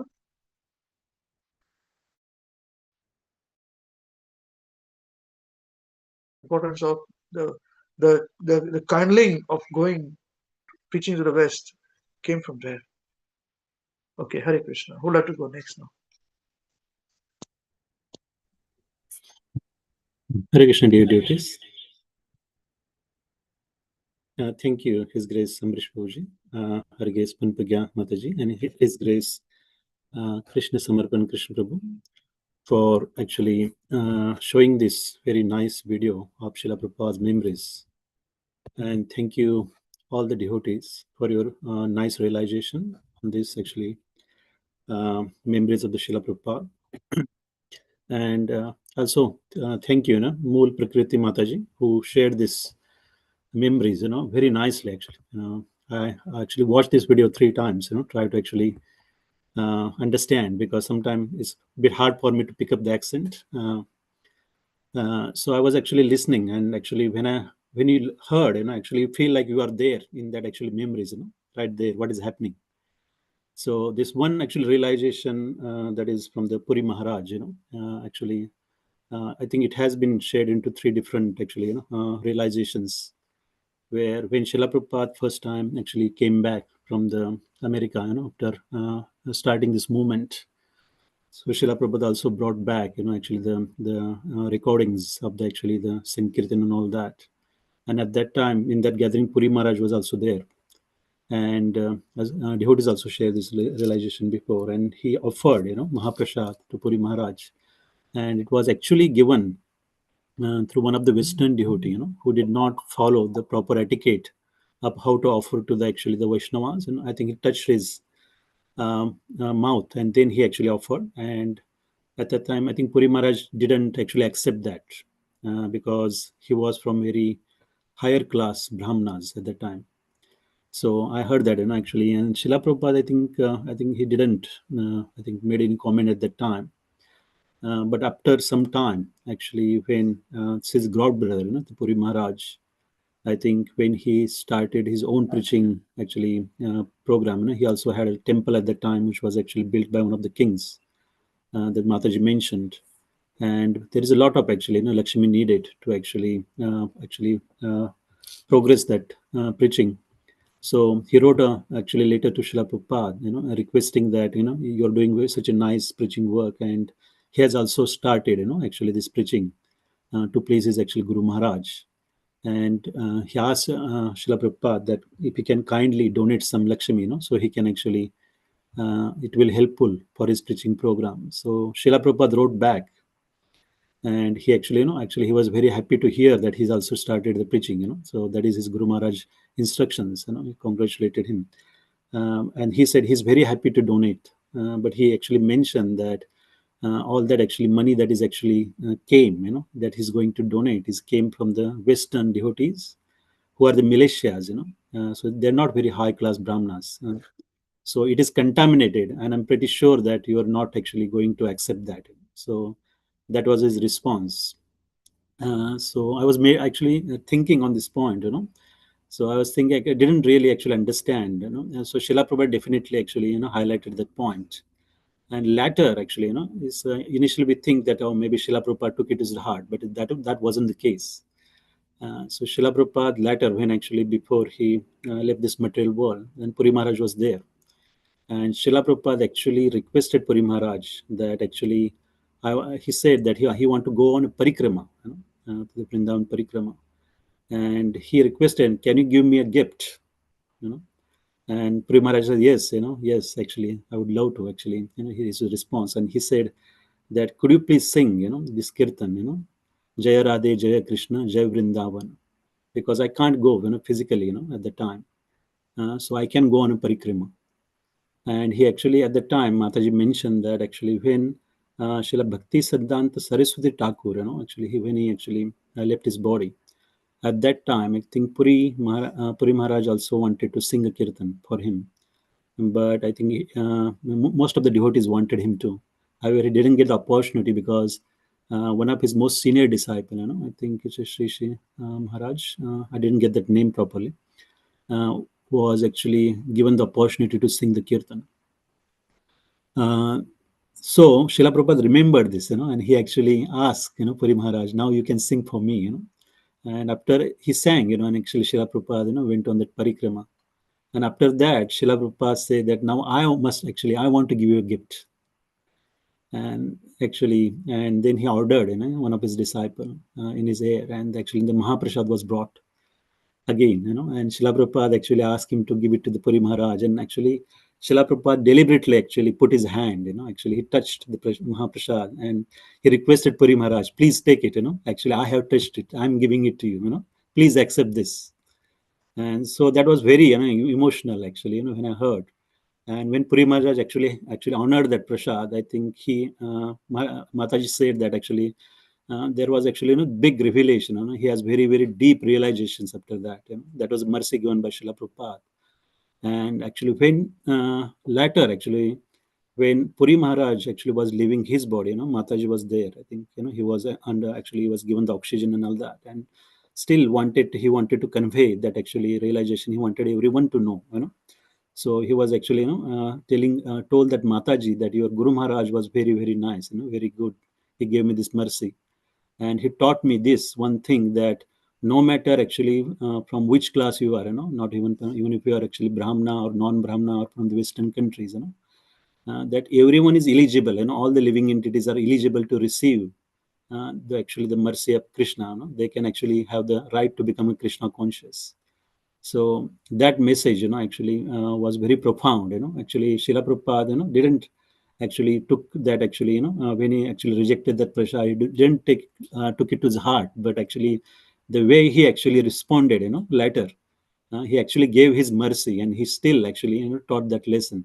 in very actually loving way, So yes, and actually that helped Puri Maharaj also to do, that actually he said that Srila Prabhupada had done everything, Actually, he's the only one who has actually pleased his actually Guru Maharaj, Srila Bhaktisiddhanta Saraswati Thakur, more than anyone else. But he also got that little opportunity because of Srila Prabhupada. So that was actually, that realization. I really actually, when I heard a couple of times, then I understood it. So actually, so that actually for us, I was thinking that, when, even our program, Amrish Bhu always insists to preach, and we do not make, we do not discriminate, to who we preach, everyone is actually equally eligible to receive the mercy of the Krishna. So there should not be any discrimination when we actually want to preach, so that is very important, because nowadays you always see, even in the temples, there are groups, you are from this, you are from that group or this country. Devotees make distinction, they discriminate. But Srila Prabhupada said that everyone is actually equally eligible to receive the Krishna, so there should not be any discrimination. There are many actually realization, even this book distribution, actually many devotees share this realization. When Mataji was in Hawaii, Honolulu. So when she actually returning from the actually book distribution, and Srila Prabhupada saw her, and he requested her to come up and talk to him. And Srila Prabhupada was so polite, actually one actually way he actually dealt with his devotees. And he was very eager to know, actually, if she's distributing the books, and he asked many questions, actually, oh, are you distributing the books, to what kind of people, he asked, there's lawyers, there are actually teachers, and, all kind of actually different kind of devotees from different backgrounds, even from different countries, Srila Prabhupada was asking every detail. And he even asked, what are you telling them when you distribute these books, and she tried to explain, actually, it is about actually, becoming a God conscious and all that, and you will become actually happy after reading this philosophy or implementing all that. But Srila Prabhupada actually opened the actually Srimad Bhagavatam, and he actually referred to this verse from the, I think it was first canto, 1.3.43. So where actually he read that actually translation that this Bhagavad Puran, Srimad Bhagavatam, is as brilliant as the sun, and it has arisen just after the departure of Lord Krishna to his own abode, accompanied by religion, knowledge, and so on. Person who have lost their vision because of the dense darkness of ignorance in the age of Kali will get the light from this Puran. And Srila Prabhupada, actually read this, and he says, see, actually, if anybody read this, how will they will not feel that they should read this, Srimad Bhagavatam. And Srila Prabhupada said that Srimad Bhagavatam will sell itself, because it has, such a actually important knowledge within itself. So this actually instruction was very, very actually important, because I also remembered, actually when Amrish Prabhu encouraged us to do the book distribution, many years ago, we used to go and distribute the books, on the streets. And initially it was very hard for me as well, because it was not my nature, to approach people and request them to buy the book. But we still used to do it, and it was very actually, sometimes I feel it's quite, because I was very shy initially. And sometimes even we try, and we couldn't even able to actually distribute a single book, standing there a couple of hours. And we used to feel very actually, it's like we failed, but later, Srila Amrish also used to show us, different realization on a Wednesday program at the time. And in one of those actually realizations, Srila Prabhupada actually instructed, where he says that even if you couldn't able to distribute, any books, but still, you're standing there in the street, you're doing that. That is your service. You're actually making an effort, and that is your service, and that will purify you. So that is actually very important instruction, and I remembered, from the previous videos that was shared. That yes, actually, even if you actually fail to distribute any books, still making that effort, actually it will purify our ego. So it's very, very important in that books distribution. Srila Prabhupada also actually taught this actually technique, actually. I remember I had a conversation with Amrish Prabhu that I actually said, the Prabhuji, I can't able to distribute because I even didn't read this book. So what can I explain? If somebody actually question me, I can't able to talk because I haven't read that book myself. So Amrish Puri said, so read it, understand, then you can talk about the book, which is very true, So it is very important, actually, if you want to distribute the book, then yes, you have to make the effort, but you need to also read the book. So at that time, I think the next part of that realization, Mataji shared that there was a group of devotees who walked in, and they wanted to actually talk to Srila Prabhupada about, this management. And at that time, in that conversation, Srila Prabhupada was also very eager to hear about the actual preaching activities, and he asked, where you are preaching, all that. And the devotees say they are doing they try to actually preach in the schools. And Srila Prabhupada asked, how many books you distributed? And the devotee, actually, they responded that they didn't distribute any books because they're not allowed to take any money, in these colleges or schools, wherever they're doing this preaching program. And they said, then they gave the lectures instead, but I think Srila Prabhupada wasn't that pleased. Actually, the way I heard the tone of the Mataji, he wasn't that very much pleased. And he said, oh, actually, I have been writing all these books, so you may give the lecture and it can just, people might hear and this just forget. But if you distribute one book, it will stick with them, they can always refer back. So Srila Prabhupada has this actually intense desire that we should actually, distribute his books. That actually, and in Srila Prabhupada, in previous also, I remember in realizations that Srila Prabhupada always said that, you don't need to actually talk to them. Just distribute my book and, you're rascal, you get away from there. I will talk to them through my books. So that is very important, that actually just, distribute the book, we don't really have to be expert, but we have to do just service of actually distributing that book. Another memory I think I thought is very important, that when Srila Prabhupada was at the Vrindavan, Radha Damodar temple, when I was residing there, I think this is before when he actually left to the America, that this gentleman, who was who used to actually observe Srila Prabhupada, because he always believed that Srila Prabhupada was very serious, and he used to actually reside somewhere near, and he used to hear this sound during the middle of the night, and somebody's actually weeping or actually calling out, and that sound actually kept on coming many days. And I think one night, I think it was a full moon day, and he wasn't feeling very sleepy, so he decided to go out, and he can able to see actually somebody was near. I think it's Rupa Goswami Samadhi was there. I think Srila Prabhupada was there, and he was actually bending down with a broom in his hand, and he was actually sweeping the Samadhi, and he was actually weeping and actually praying, that, oh Guru Maharaj, oh Rup, oh Sanatan, please give me your mercy, that you have given me this impossible mission, and without your mercy, how can I able to actually accomplish the mission? So Srila Prabhupada was so serious, so intense, that the middle of the night he was actually there at the Samadhi praying, for such long hours. And also other devotees shared another realization, that Srila Prabhupada used to go to this Shantipur, Sri Advaita Acharya's, I think, temple there, where that actually Pujari, he shared this realization that Srila Prabhupada used to go there every day and sit at the back of the temple at the same spot, and he used to chant intensely and weep, so this is very actually, when I thought, even actually that, and he used to do it all the time, and then actually he stopped coming, and after many days later he actually came, and the Pujari again, he realized that, oh, there is another person who's sitting there and who looked the same, as a previous person, because he never inquired his name or anything before that, but he used to give a Mahaprasad to that person, and he was in a saffron dress. So I think that at that point, I think Srila Prabhupada must have taken the sannyas, and that was his last visit there before he left to the America. And even he requested that Pujari, when he actually, when they actually talked, he told his name, and he actually, Srila Prabhupada said, could you please bless me, so he was even actually requesting, to bless him so he can accomplish that mission. So it was actually when we, as Pradyumna Purmu said, that actually the instruction that we learn in the Nectar of Instructions, all those, the codes of the Krishna consciousness, we can see this actually implemented here by Srila Prabhupada. Even Srila Prabhupada, when he was Grihastha, Mataji mentioned that even he used to pay the Dandvat Pranam to the younger brahmacharis, so even they're actually, they're smaller than Srila Prabhupada, just because they're brahmacharis, he used to actually pay the Dandvat Pranam and respect.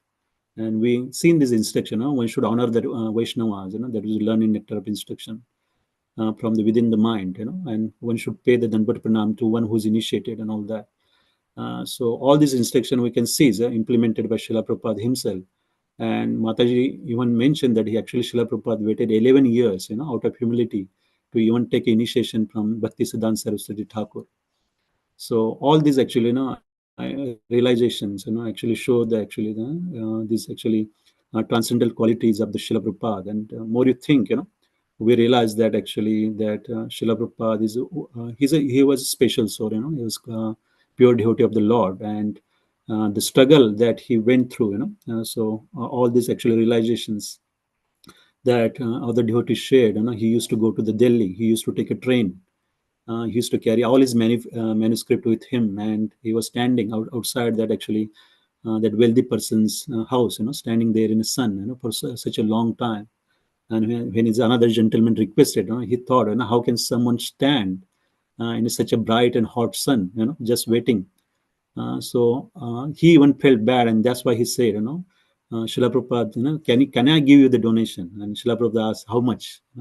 So he said, how much, donation you're expecting from this gentleman? Srila Prabhupada says, 5 rupees. And he said, I will give you 10 rupees, but don't stand in the sun. So you can see that even actually, the person who's standing, he is just in pain, just watching that, that actually Srila Prabhupada must have gone through such a, so much pain, and he still, even he promised that he will give that 10 rupees, every month. Srila Prabhupada still didn't left, he said, let me sweat a little bit, you go on with your activities. So Srila Prabhupada was so actually committed to this actually mission of his actually Guru Maharaj that was given him, that actually he's translated the Srimad Bhagavatam 3 cantos. Even actually I remember when Srila Prabhupada completed 3 cantos, I think there was another organization in the Vrindavan, I think the Sanskrit scholars, we used to gather together. He took all those actually the books, 3 cantos, and he actually showed it to them and says, see, and these are the actually the books, it's been ordered by Guru Maharaj and Bhakti Vinod Thakur, and they have to actually go to the West, and then he said that they will not go, somebody need to take them, and somebody need to explain them. So I have to also, and I'm that person, actually I have been ordered, so I have to go. So could you please bless me? He asked for blessing, actually, and he asked to actually ask them to bless these books as well. So even Srila Prabhupada was such a pure devotee, he was still seeking, actually the blessings. So he can actually be successful. So even the another important realization, I think Amrish will discuss that Mataji said that Srila Prabhupada, when he was at the Radha Damodar temple after taking sannyas, he was in his room, writing, translating, and he heard this sound, somebody was calling his name, Abhay Charan, Abhay Charan. And initially he didn't understand actually who's calling, so he was translating, he didn't left, but that voice kept coming. So finally he actually tried to find out where the voice is coming, and it was coming from actually the Samadhi of, his Guru Maharaj near from there, where Srila Prabhupada went and he took the actually darshan, of Bhaktisiddhanta Saraswati Thakur. And then actually he heard, that's what Mataji said, that actually he heard this voice, and actually Srila Bhaktisiddhanta Saraswati Thakur was actually talking that, why you haven't gone to the West, And Srila Prabhupada said, I'm trying very hard, Guru Maharaj. And he said, don't worry, you just leave, everything has been arranged. So that realization actually, I was thinking, and Srila Prabhupada actually, then he actually, how actually he struggled, he actually took that instruction and he went to the Delhi, and he met all the peoples from the Arya Samaj, and he actually, he talked to them and he said that my Guru Maharaj has ordered me, and he said that actually I have to actually go to the West, and it has been all prearranged. Can anyone help me to go there? And then where he was actually introduced by the secretary of this Sumati Murarji, I think it's shipping company, and where he got the letter of introduction, and then he left to the Mumbai. So when we see, all these actually efforts that Srila Prabhupada in such advanced age, he actually worked very hard to carry out his mission. So this is actually quite inspiration for anyone, actually we are actually trying to become Krishna conscious, and this is a great example, as you say, lead by the example. So Srila Prabhupada is always inspiring, and as he insisted that we must read his books, because he has spent so much energy, Srila Prabhupada, to write these books, and this is meant for all the devotees. So this is actually the realization that we must read Srila Prabhupada books and try to actually digest it. And that is a mood in our Hare Krishna WECAN, as Amrish will always emphasize, that we are a study group, and Srila Prabhupada has given this knowledge as it is, without any contamination. And we should actually study in the same mood and try to preach in the same mood without contaminating or adding anything from our own mind. So there's so much to learn, and there's so many, actually realization from that memoir. So thank you, Amrish Prabhuji, for actually taking all the effort to show this actually nice video of Srila Prabhupada Memories. And thank you all the devotees for your nice realization. Jai Srila Prabhupada ki Jai. Hare Krishna.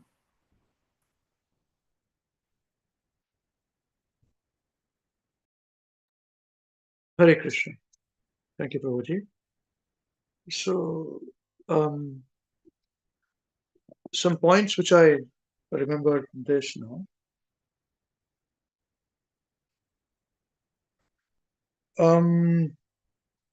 So with regards to, if you remember, many moons ago, when we used to do Festival of Krishna with prasadam distribution at the Newland Community Center, we would invite people to come and we would distribute prasadam, give them prasadam. So one of the times, we did it only once. We did a Abhishek of Shri Gaurnitai. It was during Lord Mahaprabhu's appearance day. Do you remember? Anyone of you remember? All devotees should remember from Auckland. Yeah, I remember this. So remember how we did it? You remember that point? So what we did was, we did all this, and we so when people would come and they would be bathing the deities, Abhishek. So I would put my conch shell in middle, and they would put their water, the milk, in my conch shell, and from my conch shell it would go to the deities, not directly, because there are all kinds of people, not bathed, ladies, gents, non-Indians, Indians, they would have whatever. We can't allow the deities to be bathed like this, Abhishek. So this is how we did it to the best of our ability. This is one of the reasons. Same Prabhupada did touch. Now I'm touching. Please have prasadam. So I remember I was having this dilemma, and I asked another devotee. He said, "Do like this." I said, "A very nice idea. This is perfect." So Peter Guru Maharaj, we did like this. So always remember this point. Remember this? You remember this point? All of you? Do you remember doing this? We were doing this. Why did we do this? Now you may know why we did it, but we did it at that time. Yes, Prabhuji, I remember that program. Yeah. But I think, this is the reason why we did that point. Same thing. Following. So we have to be very particular about, in public programs also, how it is done. So as we are preaching, when you come across these sort of things, we have to be careful about these things too. So, it's very important, very, very important. And sannyasis generally would not travel, or not sannyasis, the devotees and sannyasis would not travel overseas from India. They don't leave India, Bharat. So that point where Prabhupada carried the books, taking blessings from the Sanskrit committee, and they were not very happy. This is an elaborate discussion. This is memories of remembrance. So they would not want anybody to go overseas. Vrindavan, they'll be very much satisfied there. So Prabhupada was thinking, how do I take their permission to go overseas? They were not happy. They don't allow this at all. Even now, after so many years, now for the first time, Shankaracharya left Bharat Bhumi and came to the West. First time, Bharat Shankaracharya came. They would not leave. So There is a reason Prabhupada said this. Okay, these are the books I have written, they are printed now, and they have to go to the West because of Mahaprabhu Siddhanta Saraswati Thakur Prabhupada has mentioned this. And you require somebody to take it. So please bless me. That's why he could take the blessings from them. They could not say no. So there's that reference, that point that Mataji remembered. It's very important, you know this. It was only Puri Maharaj who actually accepted Srila Prabhupada's position and glorified him, not criticized him, amongst few others, you know. So yeah, I just thought I'll just make a mention of these few things, few points. Hare Krishna.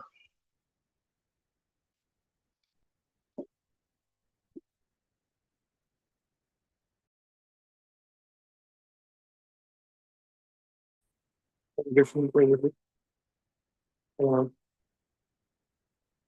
Thank you, His Grace Amrish Prabhuji, Her Grace Purna Pragya Mataji, and His Grace Krishna Samarpan Krishna Prabhuji for training us and sharing the valuable video about Srila Prabhupada's memories. And it is for our own benefit and to improve our bhakti. In the last class, the video was very nectarian from Mataji. I have no intelligence. I was meditating throughout the week and understanding about what it is said and about Prabhupada. What I understood is what we learn. We are currently learning in even intermediate program. Everything like how pure devotees develop all good qualities. And we learned that there are 26 good qualities that develops in devotees, and pure devotees even have qualities of demigods. And with my less intelligence, I was doubtful that how can someone have all these qualities. And in the last lecture, I just realized that yes, Prabhupada had all these qualities, and it was mentioned throughout the memories given by Mataji. Uh, the the first quality is the surrenderance towards Guru Maharaj and Krishna.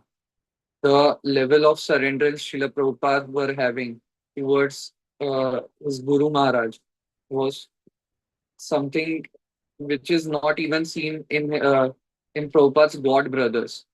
No one was ready to go to West or America to preach, but Prabhupada were determined, and that is something we all know that how great effort Prabhupada took, what were the austerities Prabhupada took while he were traveling and in the America as well while preaching. But it started even for long before that. So that was not very known to us, that how Prabhupada prepared himself to go preach.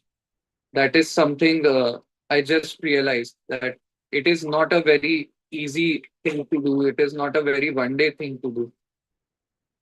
Mataji also explained that how Srila Prabhupada, like when the devotees were cleaning Srila Prabhupada's room, how kind Srila Prabhupada were towards even insects. We have only learned and only hear that Vaishnavas are, they see everyone as equal, as a soul. And how, and Prabhupada, I mean, we learn from role modeling. That's what His Grace Avinash Prabhuji also said to us. And that's what is happening. When we hear about Srila Prabhupada doing such things, Srila Prabhupada's memory, we get to know how pure devotees engage. Even with insects, he was like, these insects were living here for decades, we are disturbing them. So that's how humble, karunamay devotees are.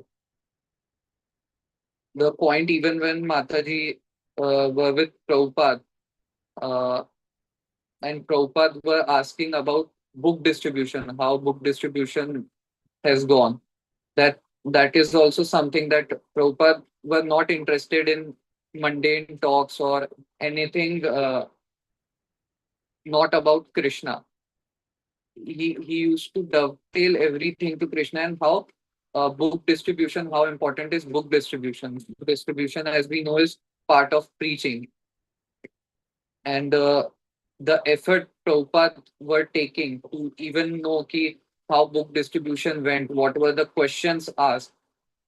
So that is something we hardly see in any kind of, even now there are great Gyanis coming up, but they they never think from perspective of listeners.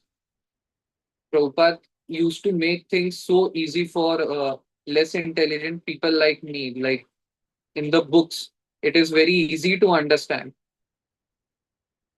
So this is something that Prabhupada did continuously, not just one time. That shows how determined Prabhupada were in his mission, in mission of his Guru Maharaj and Sri Chaitanya Mahaprabhu. And again, we see the quality like tolerance. When Prabhupada kept waiting for a fund for book printing in such a scorching sun, that's we can hardly do that. And we can hardly think of doing such austerity. So, and that thing I realized that how the devotees are as luminous as 100 suns, as it was so much as stated by Mataji that even the guard was saying that please come in the shed and don't stand in the scorching heat. But Prabhupada were determined to stand there. So that would have been something very terrible, like how India's heat are. So this is what determination looks like towards, and surrenderance looks like towards Guru Maharaj.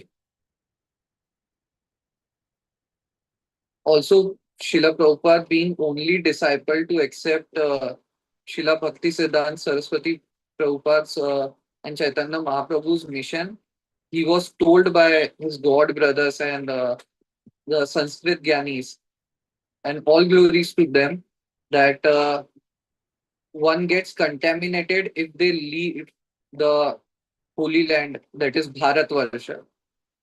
But I think that Srila Prabhupada was more than qualified. He knew everything, and he was the only one. He was taking mission of Srila Bhakti Siddhanta Saraswati Prabhupada's mission. So even at that point, when he was told, Prabhupada were told that were not allowed to go to foreign land, Prabhupada didn't get angry or upset about it. He tried to seek blessing of uh, those devotees, Prabhupada's god brothers. So I was not understanding why Prabhupada did that, because why it is needed. I mean, he already had blessings of his Guru Maharaj. Then why, if someone is judging Prabhupada based on, I don't want to do Vaishnava Aparad, but I felt a bit of angry. But that's my less intelligence, as even it was very well explained by devotees and Sheetal Prabhu ji as well, that that's how pure devotees have, like, that's the humbleness, that's key. They want Prabhupada didn't wanted blessing for himself. Prabhupada wanted blessing so that the work he has been, the service he is doing, don't get contaminated. He knew, but he still wanted blessings from his God brothers. So this is very rare. We learn 2-3 verse, and personally I learn 2-3 verse and get praise from my mentor, and my ego goes to Everest. But Prabhupada didn't have that ego at all. There was not even ounce of that ego. So everything Prabhupada did before and after, everything is what we should take as role modeling, and we can never mimic Prabhupada, and we cannot become, but we can follow the footsteps of acharyas, and as stated, it all flows through parampara. Even now when I see our mentors, they are doing the same thing. They are walking on the same footstep and without contamination. Everything what is being preached, I see that being followed. So that is something very assuring, that I am also following the right path. And even the so I have very, I don't know how to describe this, but this is really took this was really very nectarian, and it was a very heavy to digest. Even now what this Amrish Prabhuji shared, that is also very heavy, but that's something I need to understand, I need to meditate upon, because we cannot be stagnant on our bhakti. We need to progress. And the last takeaway that I had from this lecture was how important Prabhupada's books are. And it all ends up in that how important Prabhupada's books are, uh, and how important it is to chant, and a devotees association. So I'll make sure I continue this, and I, I mean, I'm not someone. I beg my mentors and Hare Krishna WECAN to keep having this causeless mercy upon me, where I can learn about Srila Prabhupada and understand Guru Maharaj's mood, because that is the only important thing currently. Hare Krishna Prabhu. Thank you for the lecture. Hare Krishna. Thank you, Prabhuji. Just one point I've noted here. So one of my god brothers, he remembered Guru Maharaj, and he says this, that Maharaj would say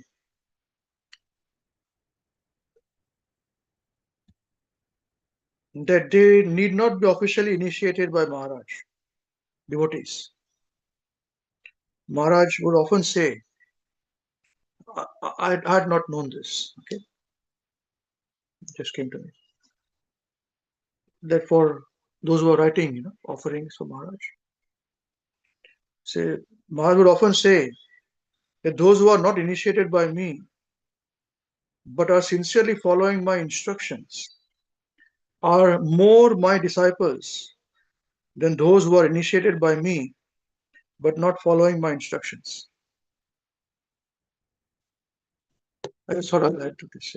This is how mercy of Vaishnavas is flowing, and nobody can obstruct this. Yeah. Hare Krishna. Jai Srila Prabhupada ki Jai, Srila Gurudev ki Jai. Who'd like to go next now? Hare Krishna.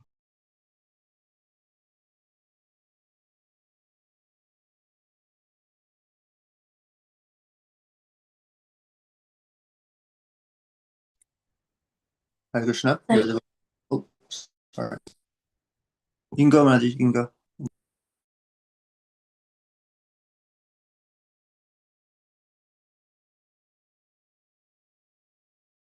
Go ahead, Mataji. You can start. Oh. Prabhuji. Okay, thank you, Mataji. Hare Krishna. So thank you all devotees for your very nice realizations. There's a lot of examples that everyone has given from what Munapati Mataji said, as well as a lot of your personal realizations. So thank you all very much. As everyone's mentioned, it was a very emotional realization program and a lot of very hard-hitting points. And, you know, it's very, very important for us to know what how Srila Prabhupada's life was and how Srila Prabhupada was going about his life before going to the West, in preparation for going to the West.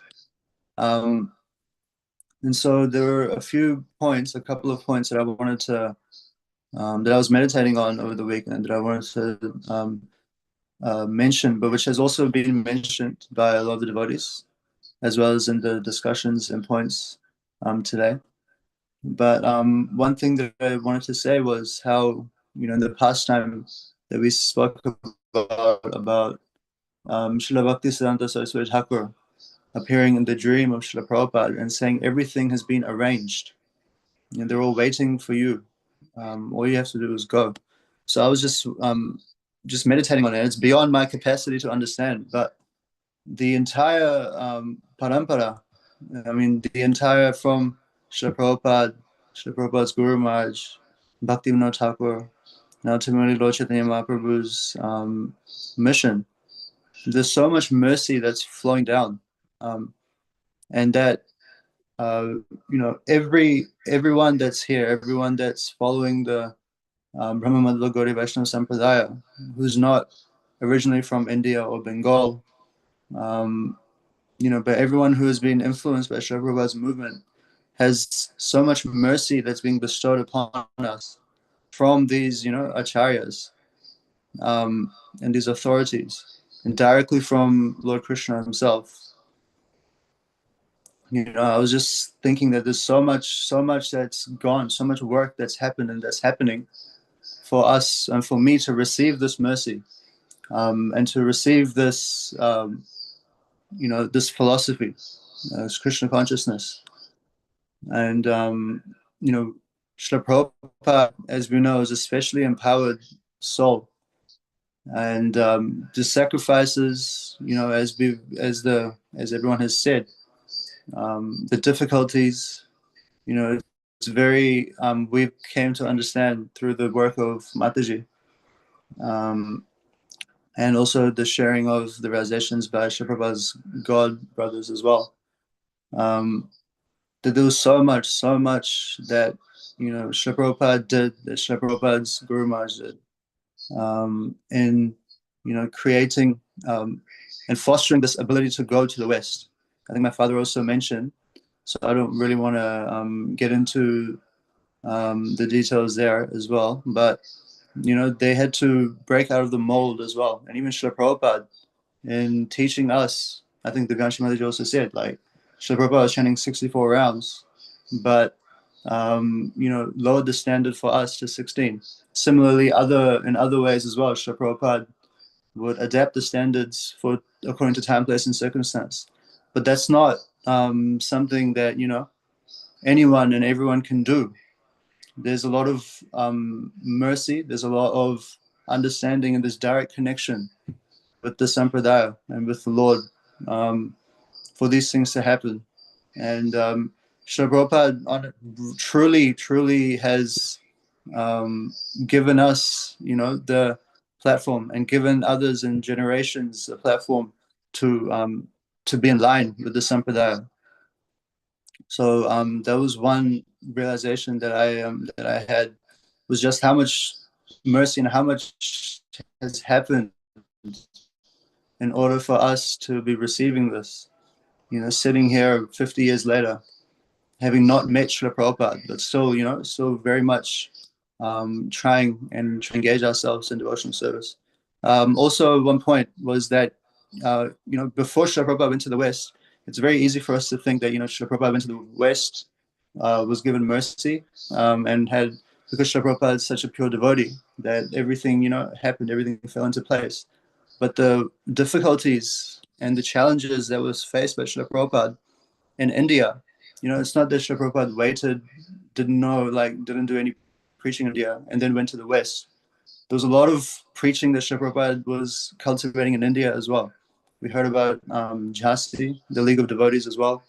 There were also other projects that Srila Prabhupada was doing that were not may not have come into fruition, but not for a lack of the trying.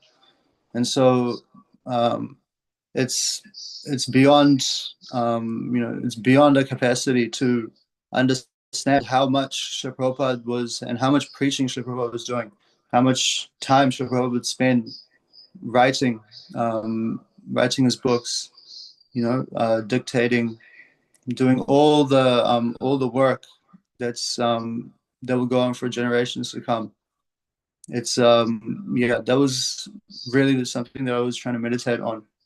And instead of saying like superficial terms like gratefulness and stuff, but it's very important for me to actually practically imbibe these instructions of Srila Prabhupada, and to read the books of Srila Prabhupada, to follow the instructions of Srila Gurudev, with the Hare Krishna WECAN programs. It's very, very important, so that we are connected to the Sampradaya, and we're connected to the mercy of Srila Prabhupada and Srila Gurudev. So, and I also really wanted to thank Mula Prakriti Mataji for actually finding out all these pastimes, finding out all these people from every nook and cranny in India, and perhaps in other places around the world as well, so that we can get this knowledge and that it's there now. And also thank you to the devotees who recorded her, and recorded her saying all these things. These are all very, very important things that disciples of Srila Prabhupada and devotees in the movement have done, and so that this can continue on. Even devotees who would record Srila Prabhupada's lectures, who would film Srila Prabhupada, all of these things are very all part of this this mercy that's flowing down. So the overall feeling that I got was just to be thankful for all the mercy that's been shown. So that's my realization. Hare Krishna. Okay, thank you very much, Prabhu. Hare Krishna.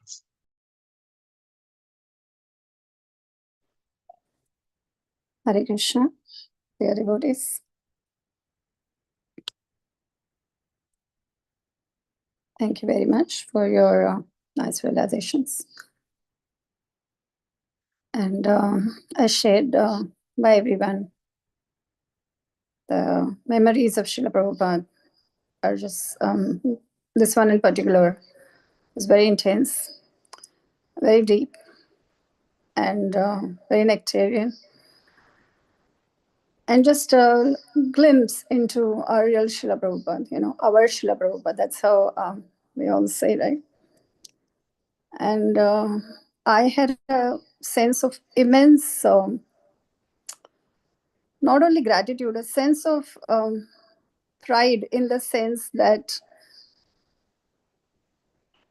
how great this personality is. We are meeting Srila Prabhupada through his books and through his actions and everything. And many of the devotees shared that Srila Prabhupada led by example. That is what a true leader is, always leads by example.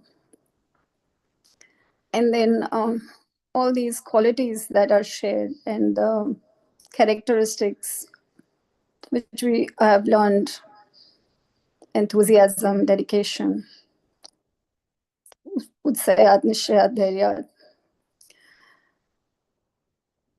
But for me, the thing that really kind of, I can say, touched my heart in this whole underlying thing was that Srila Prabhupada was so genuine in his actions. He was a true devotee. He wasn't showing that he was a devotee.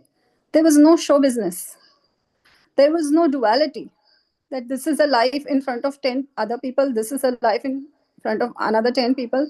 When I'm having my private life, I'm different. No. That was seen, and that's why the influence by just Srila Prabhupada sitting in a place and chanting at the back, also he was noticed. His presence was felt.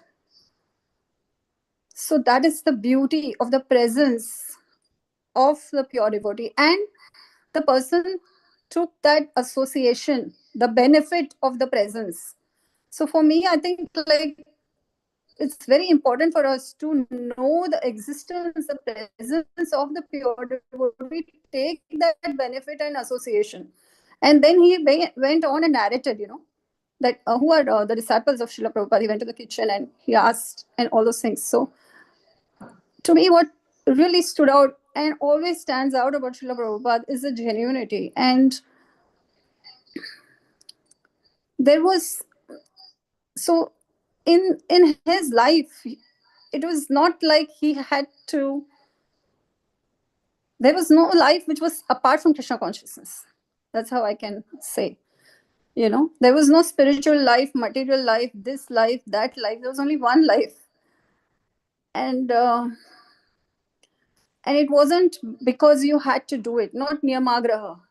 I have to do 16 rounds of chanting. I have to do 64 rounds of chanting. I have to. It wasn't I have to. He wanted to, and he did it. So I feel that when we can imbibe those qualities, and that's sincerity. See, I mean, even when I'm talking like this, I feel very awkward that I have to tell myself to imbibe the qualities. Srila Prabhupada didn't have to tell himself to do that. So how far away, I feel like I'm so far away from, it's a goal that I want to achieve. But for the pure devotee, it already exists in their life. And I just wanted to narrate this one incident when even talking about His Holiness Mahavishnu Goswami Maharaj, just similar point when Srila Gurudev left for Golok Vrindavan from this material world. And I do remember meeting Srila Gurudev's very close family members at that time. And they mentioned this point that we have been brought up in such an environment that when we used to get up, our Gurudev used to sing the verses from the Bhagavad Gita and from the scriptures from morning and everything like that. So because Maharaj used to sing, the family members also, as children, they grew up, they only heard their father or their grandfather doing this. They also learned. It was imbibed before coming into touch with Srila Prabhupada or anything like that. So I always felt that, the qualities of pure devotee is something that we have to try to imbibe in ourselves as well. And the other thing that really I wanted to see, touch base upon was that when we see some action, like Srila Prabhupada went to the West and then made so many, now there's millions of followers of Srila Prabhupada in the West, in India, everywhere, all around the world, in countries where we would not even imagine, like Russia, Japan, where, the language difference barrier is so different. And but the groundwork before is something that only was revealed to us thanks to Mataji for taking the effort to go and meet people. And then, of course, as Krishna has mentioned, the recording and all the efforts, every single person, I'm really grateful that this was brought to our knowledge. It just gives us a glimpse into how much effort we all know, like when we organize an event, the actual event is one thing, but the whole background behind that is so much of planning and work and everything is there. And when Srila Prabhupada was doing this, the thing that struck me was like, as he was trying the League of Devotees, for example, in Jhansi, overnight it was stopped and he had to move on from there. So Srila Prabhupada accepted the plan of Krishna there. Another lesson, a very big lesson. I just thought of Lord Ram, overnight he had to leave the kingdom and go on his exile. And it was just accepted. It wasn't the same consciousness or the same level of understanding of having Krishna's hand in it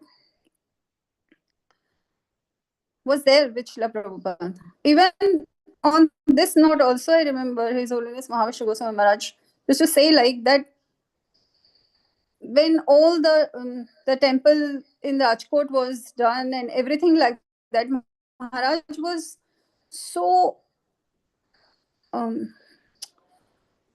do you say, unattached to everything. Maharaj said, my bag is ready. If I have to go, I will go, So it's a very big lesson when we are doing our activities, our spiritual activities, how we are not actually, and this is again quote Srila Gurudev, His Holiness Mahavishnu Goswami Maharaj, that you give your 100%. But once you do it, you do as if everything is dependent on you. But once you do the activity, after that, nothing is dependent on you. Leave it to Krishna. This is such a beautiful instruction. Just glimpse into how you can be not attached to the results of your actions. And it helps a lot. It helps us from all the, disappointments or anything like that. And to focus on the right thing in life. So however much more we say about Srila Prabhupada, our dear Srila Prabhupada, it is never going to be enough. I just want to say this, that the very first time when I read that the story of Srila Prabhupada's life, it so touched my heart and I could not, it just changed my life completely. And I had no knowledge of the extent when I read the first time when I read about Srila Prabhupada. I had no knowledge of the extent of knowledge I have now about Srila Prabhupada. And yet at that point, because of the purity of the person, and this is just a small version, because of the purity of the personality, when I was reading, I could not keep the book down. And it changed. It was like a U-turn in my life completely. And the events or the personalities in your life which make you think and which change your course of life. And that is, I'm sure, for each and every one of us. There are many people we meet in our life. And many people influence us or don't influence us and everything happens. But there are few people who change the course of our life. And Srila Prabhupada is that personality who has changed the course of our life completely. What direction we were going in. And so many of us, we still say we don't know what we would be doing. I cannot even imagine what I would be doing if I was not doing, trying to be Krishna conscious. So the backing also of the parampara is very, very important. That is a dharovar. And it cannot be underestimated. This again, quote, His Holiness Mahavishnu Goswami Maharaj had instructed me once only. I was just trying to say, Srila Gurudev, how grateful we are. Only once I tried to do this. And Maharaj very sternly told me, I remember, no, it's disciplic succession, Guru Shishya Parampara. And at that time, I did not understand. I was just completely stunned. Now I understand a little bit. Still trying to process that. And I as a small child also, I remember when we were, when we were told the stories about our heritage or our parents, grandparents, and those things were very, we used to feel very nice if there were good things mentioned. So this is so important. It is why I'm saying this is because a disciple is representing the spiritual master. We all are in that way representing Srila Prabhupada. So how our actions are, how we are behaving is so important, because otherwise we don't want anything that we are doing to tarnish that reputation or image of Srila Prabhupada and then dilute the message, which is the most important thing. Just see the example of Srila Prabhupada, the Brahmachari giving the example that every time he used to just love to be around Srila Prabhupada, and at Srila Prabhupada's home it was open for everyone, right? For come and have prasadam. And at the temple, he made, because he was dressed in saffron, he was made to sit by Srila Prabhupada on the Vyasasan. But actual lecture was given by Srila Prabhupada. Srila Prabhupada was not worried about him being important there. The message, everybody was listening. It was a subtle way the message was going. That is so important. This is, I mean, for a personality who is so great, if they can do that, why can't we do it, So intelligent. And even the same thing when the books had to be sent, I mean, the level of intelligence that Srila Prabhupada had in dealing with things was just, it was another level. It is not ordinary. I feel like we can learn so much, just how to conduct ourselves, how to conduct our activities. Where again, Srila Prabhupada said, the books cannot go by themselves, so I have to go. Such a beautiful way of saying it. Who can say no after hearing that? And there is so many such memories. The sweeping of that floor and Srila Prabhupada crying for the mercy in Srila Rupa Goswami's Samadhi. That was when I heard the incident for the first time. I just could not. It is still like something that lingers in your memory always. It touches your heart and you cannot get it out of your heart. It is that memory, So these are the glimpses for Srila Prabhupada. Whenever you hear, there are so many of them that is just touch your heart. You cannot get it out of your heart. It is so beautiful. And that is just amazing. The purity and just the actual love and affection. Your ever well-wisher, Srila Prabhupada says, this is truly our well-wisher. I mean, how many well-wishers do we really have? If you think about it. So, yeah, I'm just always very overwhelmed with a lot of gratitude. And then, as Krishna Das also mentioned, gratitude, and you don't stop there. Then we have to act on it. If you have gratitude, then that is why we are into the most difficult devotional activity, preaching.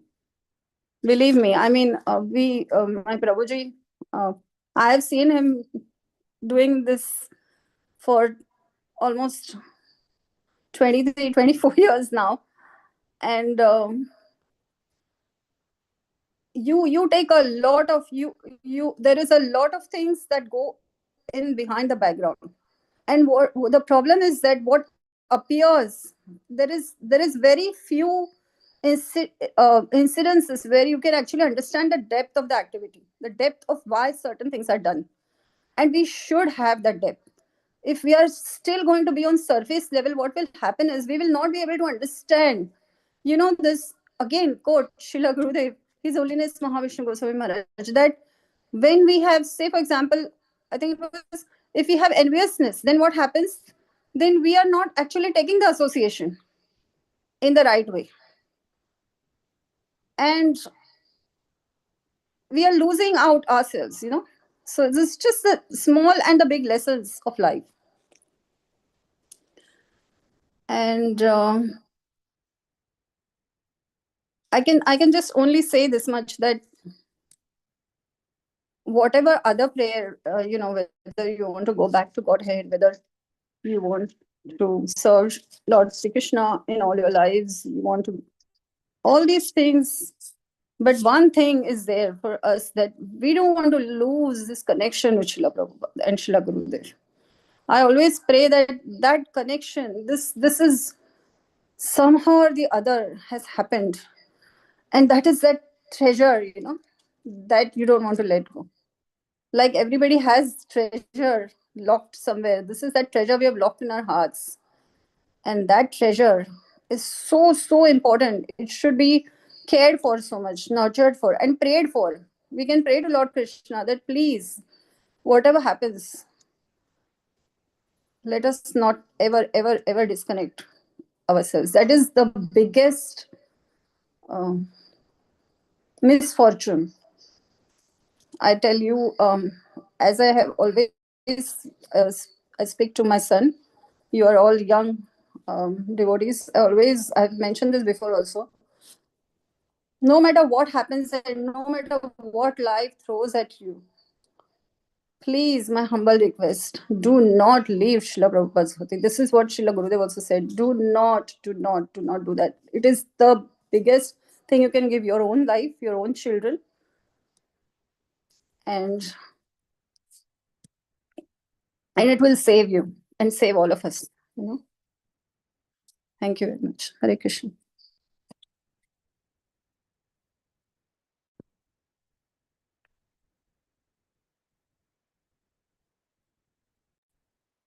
Hare Krishna.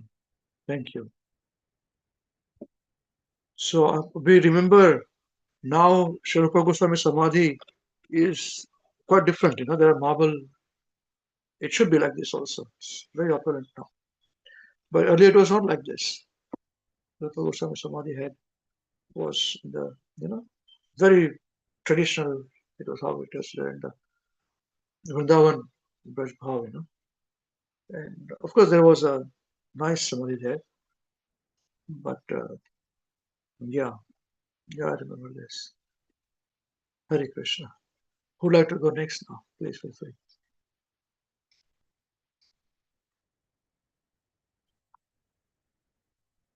Hare Prabhuji. Thank you, Prabhuji, for sharing the wonderful lecture last week. Thank you, His Grace Amrish Prabhuji, Our Grace Purna Pagna Mataji, and His Grace Krishna Sampan Krishna Prabhuji for organizing this class, for sharing our realization. Thank you all the Shiksha Gurus for training us, and thank you to all the devotees for sharing the realization.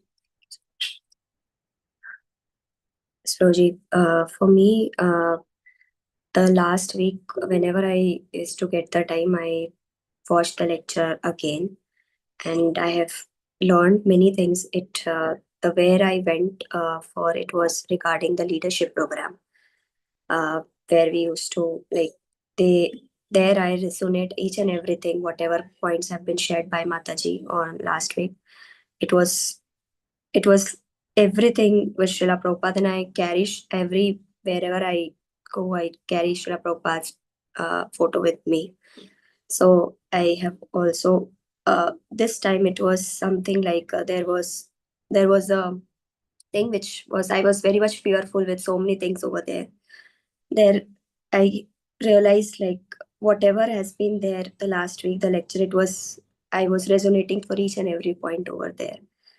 And one thing which I really liked about the thing which Mataji mentioned about the enthusiasm point.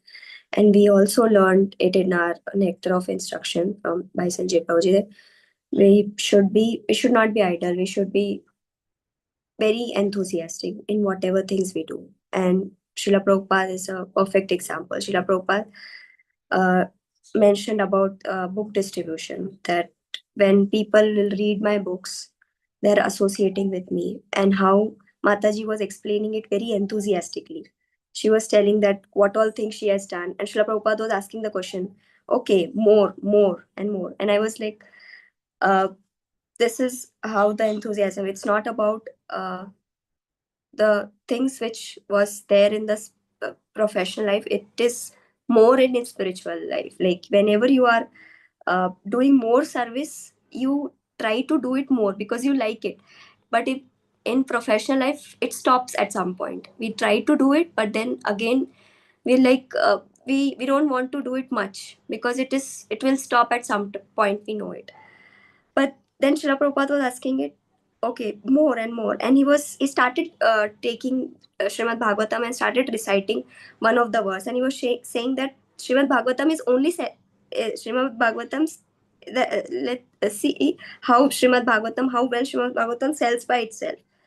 And when Srila Prabhupada read it, was fully absorbed with his transcendental knowledge. And he was thinking and listening to each and every point what Mataji was mentioning. And Sannyasi was looking at him. Then again, Sannyasi was making some noise, and Mataji was looking at Sannyasi, and still she was trying to make each and every point to Srila Prabhupada. How enthusiastically she was mentioning everything. And Srila Prabhupada was telling the things about, telling Mataji about the things of women, related women preaching. And the way the conversation was going on and the way Mataji was explaining, to me also it was realizing like how enthusiastically we are. But whenever we are doing our work, yes, we are doing it very, but at some point we are stagnant. But the more service we do, we feel that yes, we need to do it more. If we are making garlands, we are feeling that yes, we have to be very enthused. And then then there was about college preaching. It was going on with the conversation of Srila Prabhupada. It was going with other person, and Srila Prabhupada was asking about how is college preaching going on. And they were mentioning about college preaching. Sheetal Prabhuji also mentioned about it, that they were doing college preaching, but they were not distributing the books, but they were giving the lectures. And Srila Prabhupada mentioned that it will go from 1 year, and it will come from 1 year and it will go from another year. So the way Srila Prabhupada mentioned each and every point is so nice that whenever someone will hear, it will stuck to it. And Srila Prabhupada mentioned, if you give one of my book, then it will stuck them. So the book distribution is very important. This is how it was mentioned in that point.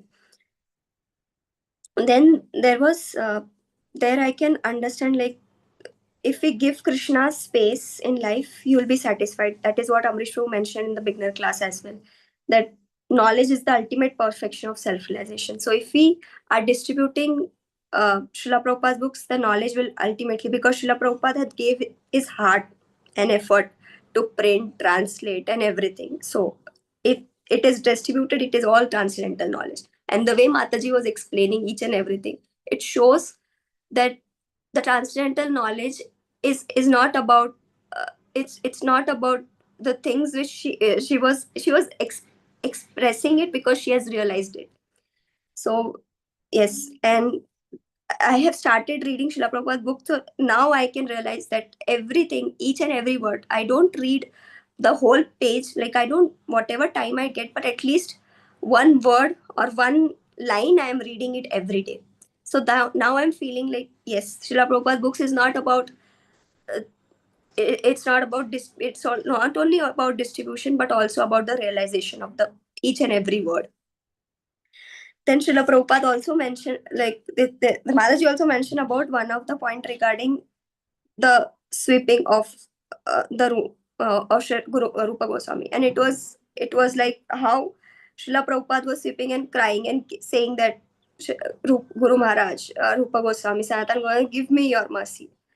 And the way she was explaining, she was also feeling the same thing which Srila Prabhupada, like it was expressed in her voice and everything. So and Mataji, Pranaparna Mataji also mentioned like this, we have never felt this thing when, and we'll only feel that when we are attached to Srila Prabhupada, when we'll realize that yes, Srila Prabhupada is our savior. And then there was spiders over there, but now I can see that when I am like, if someone is if there is any ant, or if the ant is coming over there, and if we have a laptop also, we'll just will not even realize that the ant is going on. But how Srila Prabhupada was empathy, it was we can't even imagine that Srila Prabhupada was saying that they all are Brajvasis. They are taking the shelter in Vrindavan and causing no disturbance to anyone. And then we come and we disturb everything. So whenever we like, he was also explaining the snakes, rats, everyone is so taking the shelter. They all are Brajvasis, and we are creating disturbance, and that is so true. We are always creating disturbance to all living beings. I am like, each and every point which Mataji was explaining, I was thinking on every single point. All the points I have written down, but I was thinking which point I should explain in the lecture. It will be like we are no, like, as Amrishu also mentioned about that Guru Maharaj says that we are no one. We take charge, but we are not in charge. But we think that everything belongs to us. But we don't think that everything belongs to Krishna. Everything is about Krishna. And we are creating so much disturbances. And how Mataji explained each and every point was saying that we all are like, we all are, I am like everything. I think that this belongs to me. This pen belongs to me. But we are not grateful for the things which we get. So, and there was another point about Dr. Verma and his spirit. He is Srila Prabhupada's god brothers. His spiritual master was Srila Prabhupada's guru, brother, and he had some difficulty with it. But then again, Dr. Verma was giving money for the for making the temple, and Srila Prabhupada gave him room to for his family and for him as well. And then suddenly is when he was giving the money to Srila Prabhupada, then he enthusiastically tell to his uh, wife that I have given the money to whatever savings I was having, I have gave that money to Srila Prabhupada in Srila Prabhupada for making temple. So she was very angry, and she went to Srila Prabhupada saying that, and she was very angry, and she was telling that this is for our daughters, like our children saving. Why you went there and gave all the money to them? And the way when she went there, and Srila Prabhupada said, "Oh, you are in distress, and are you in distress?" So, and she said, "No, I am not in distress. All good." And how she was reciprocating when Srila Prabhupada mentioned that, "Are you in distress?" And she said, "No." And she said, "Oh," she realized that yes, all good things will happen for me from different angle, and our spiritual life will bloom. So Srila Prabhupada said, "Yes, whatever you like is very good." So this is the conversation between Srila Prabhupada and Dr. Verma's wife. It explains me so much that whatever service, if very little service we are doing we are doing it for Krishna. If we give one hand to Krishna, Krishna will take Shri Krishna will give us all the things. It's not about one thing we are doing it, but everything has to be around Krishna. That is what uh, we learned. Like Amrish Prabhu also mentioned, if you have temple at home, and if you are having your home and giving the EMIs will become purified if you're doing any service to Krishna. And it was also mentioned in the Rajvidya that having tasted the words of Krishna's representative will feel satisfied, just as we feel satisfied upon eating a full meal. So when we heard about all these memories of Srila Prabhupada by Mataji, it feel me satisfied that yes, whatever things we are doing, if we are in danger also, if it isn't, it is difficult to control the things, because how big you are. It was mentioned by Amrish Prabhu also that it is difficult to control the things how big you are. And there is padam dad vipadam. Danger is at every point, but we can see Krishna's hands in at every point. But we should not think. And Guru Maharaj also saying that we all are puppets, uh, and you can see Krishna's hand in at each and every point. There is also one more thing which was mentioned by Guru Maharaj, that girl, and I has discussed this point with many of my friends also. And whenever I was there in last week when I went there, I was discussing this point with so many women there, and they were like, what is the meaning of whatever you are speaking and whatever you are eating? How does it resonate with uh, like you are becoming, you're so weak that if you're not even eating onion and garlic, how you will sustain? I said, "But I am sustaining." So she was mentioning, if you travel, how is this arranged? I'm saying that everything is arranged. And why don't you eat onion and garlic? I said, I love someone and that someone doesn't eat onion and garlic. Oh, so that means you're engaged. Yes. And I said, yes, I'm engaged with that person and I don't want to uh, eat. So they didn't ask me after that. And everyone was so cautious that she'll not eat non-vegetarian food or any food which consists of onion and garlic. So it is all about Srila Prabhupada's mercy. I can, like, now I can say 100% that I am so much confident that nothing will happen if there is a shelter of Srila Prabhupada and Srila Gurudev. And there is one thing which I also discussed with my brother when this point was Srila Prabhupada's, Srila Gurudev's lecture. It was in Srila Gurudev's lecture that girl and happiness is contradictory. Krishna is introduced. If Krishna is introduced in life of a girl, then everything is auspicious. If a father has faced in Krishna, if there is any difficulty, if the father is facing, and if father is going in any danger or any, if he's feeling fearful, and he goes to temple and pray to Krishna, then ultimately a daughter will realize that if I am in difficulty, I should go and go to Krishna and take shelter of Krishna, and then my problem will be solved. And this I have realized it many a times. My father is very now he was actually devoted to many of the demigods, but now when he is in his difficulty, he goes to our temple and is always chanting and everything. And I am having so much faith. Yes, now everything will be resolved because Krishna, we are taking Krishna's shelter. There is also one more thing which was mentioned in Lord Kapila's book in chapter 13, that if we cannot receive the mercy of Guru, Krishna is very difficult to approach directly, and that is what we have felt. And this is also mentioned by Amrish Prabhuji many a times, that we need to also make sure that we are not wasting our Guru's time, because it is very precious, and Guru will take us directly to Krishna, and we cannot approach Krishna directly. So there are so many points which I have written. Yes, thank you so much, Amrish Prabhuji, for giving this opportunity. I felt the mercy. Thank you so much. Thank you, devotees. Hare Krishna. Hare Krishna. All the best. All the best. Hare Krishna. Also, there is a message given by, I think, Divanshi Mataji. She found out that letter, the postcard, which we had posted about Bhaktivinoda Thakur's, Bhakti Manishala Bhaktivinoda Thakur's letter to, I think, in Germany, Munich University. So she's requesting me if she wants to post it. I said, yeah, please put it up again in a beginner's program so everybody can see it. Thank you very much. Hare Krishna.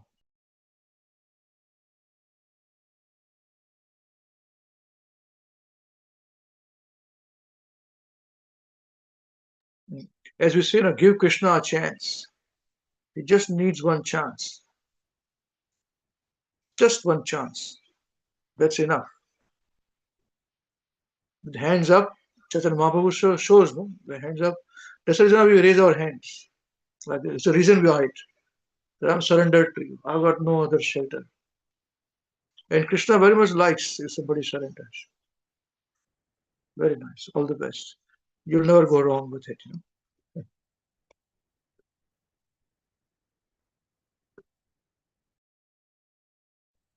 Hare Krishna Prabhuji. Thank you very much, His Grace Amrish Prabhuji, and thank you very much, Her Grace Purnapurna Devi Dasi Mataji. Thank you, His Grace Krishna Swarupan Krishna Prabhuji, for organizing these programs. Thank you all the devotees for your very nice points from the memories of Srila Prabhupada.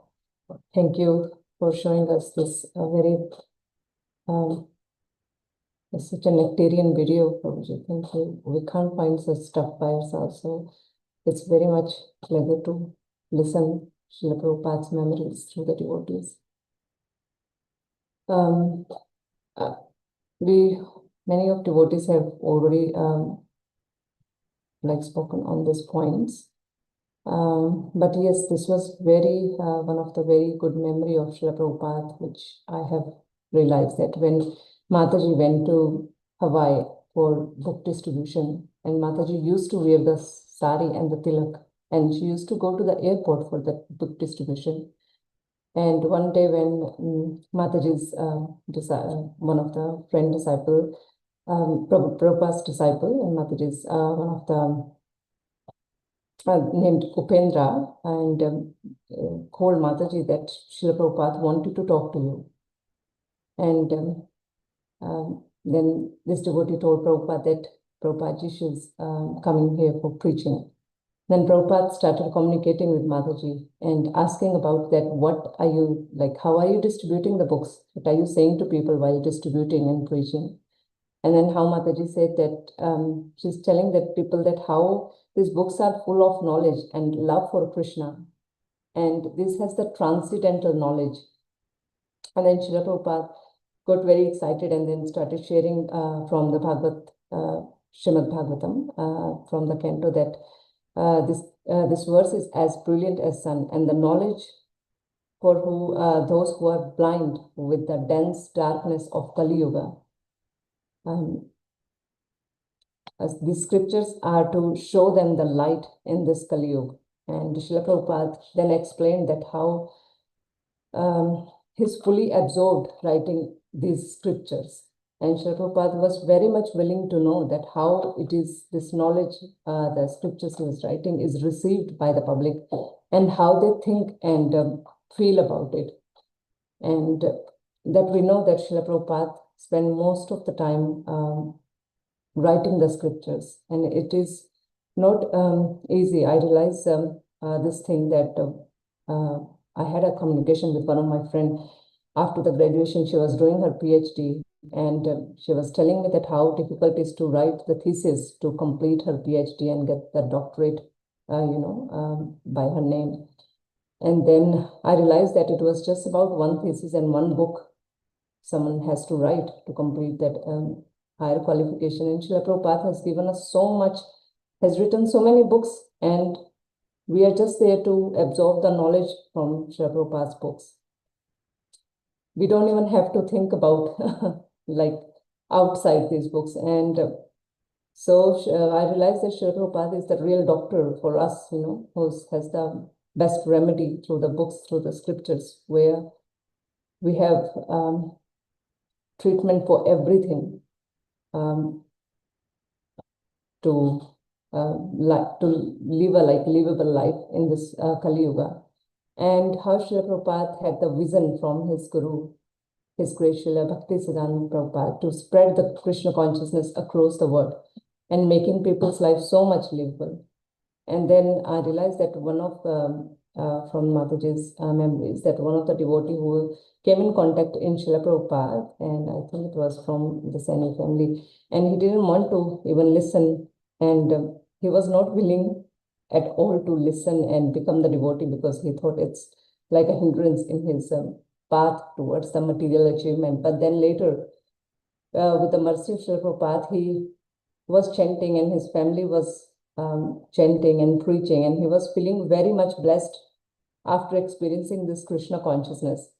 So I realized it can be a little difficult for in this age of Kali, when there are so many responsibilities, even starting with a very young age. Like children have the responsibility of studying so many other mundane subject matters. And then after that, they have to work for their survival. And then the parents have the responsibility. So, but in all that, if we surrender to Krishna and keep Krishna in the center, that's how Srila Prabhupada taught us very nicely. That things keeps going on side by side around it, and we never get affected with any other. We'll say that there are difficulties always, even more in probably in a devotee's life. But as Srila Prabhupada said that you might get difficulties, but you will have the strength by this, your Krishna conscious programs, that we are always are protected if we are around this. We are surrounded with this preaching and our daily sadhana. So I really feel appreciate that how we came in contact in this group, and then how we, because we from our both side families, we have no background of this, because our families are either the devotees of the demigods or the other gurus. But then this is, we both realize that how real knowledge we have gained. And if we would have not come in contact with Hare Krishna,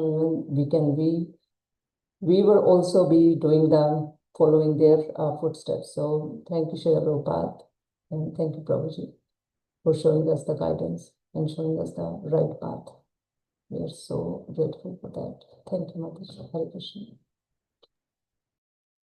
Hare Krishna. Thank you, Madam.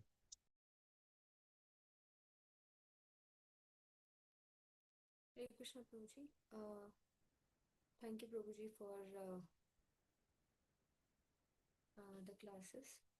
Thank you, Purna Mataji. Thank you, Krishna Samarpan Krishna Prabhuji, for now arranging the classes. Thank you, other devotees, for the wonderful realization.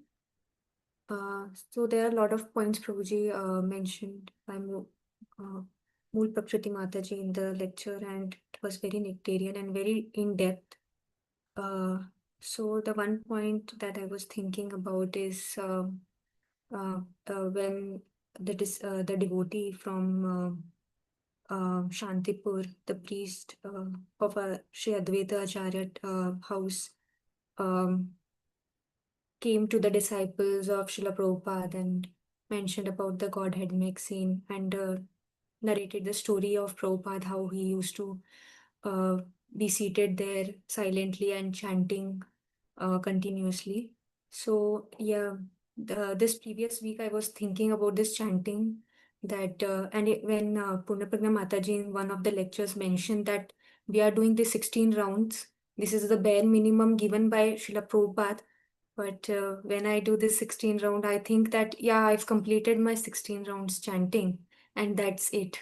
My job is done for today. My devotional service is done, and I'm now free to do anything. This was my entire point of, like, there were a lot of points in the lectures, but this is one of the points that Srila Prabhupada, he used to do 64 rounds, then it was cut down to bare minimum 16 rounds. And even in Vrindavan trip, I remember when one day I was chanting, and His Grace Amrish Prabhu asked me, have you completed your 16 round of chanting? So I said, yes, I've completed it. So Amrish Prabhu said, yeah, it's bare minimum 16 rounds. You should continue chanting. We are in Dham. So yeah, so those things is what I was just thinking, that even the chanting process, what to talk about other devotional service like book distribution, thorough reading of scriptures. I'm not even good in this chanting process. And so I was just thinking about how this entire chanting is being so thoroughly done by pure devotees, and to purify this chanting process, and even thinking that, yeah, I've completed my this devotional service by doing this 16 round chanting here and there, is what I need to, my position is. So yes, Prabhuji. So apart from that, there are a lot of points, even the spider cobweb points. So a lot of pointers that, practically it's very difficult for me to even digest, because recently we had Diwali cleaning process happening. So what to speak of spider cobweb? I have maybe killed thousands of small insects. So yeah, it's very easy to uh, hear those lectures, but practically implementing those in life, that's the not challenge, but that's how I stop myself. That's not a challenge. It becomes challenge for me because it's my own laid back attitude. But yes, Prabhuji, thank you for the lecture. Thank you for arranging those type of classes so that at least some or the other way I get through and try to implement. Just trying hard. Thank you. Hare Krishna. Thank you, Mother. The spiders were in Vrindavan. Not that other spiders are not important, they're also important, but the incident was Vrindavan, the Dhamvasis in Vrindavan. Yes, Hare Krishna. Thank you very much. We are struggling.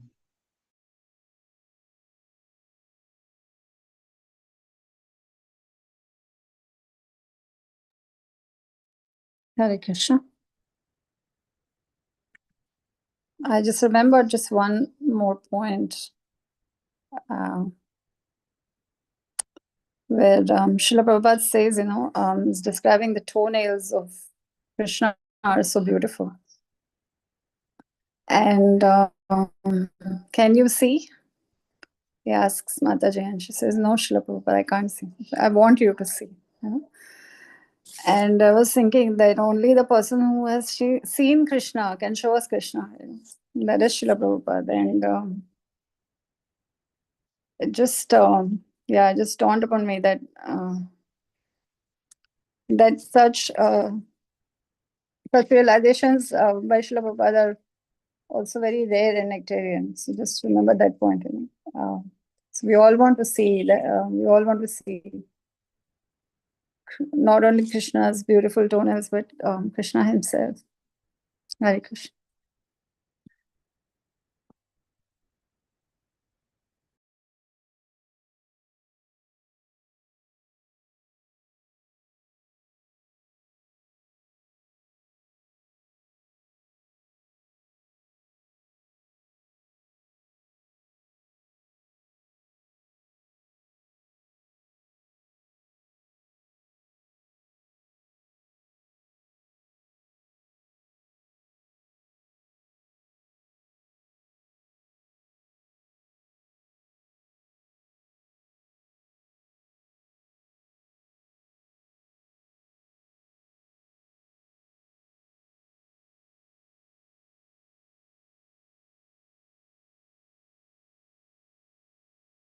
Okay.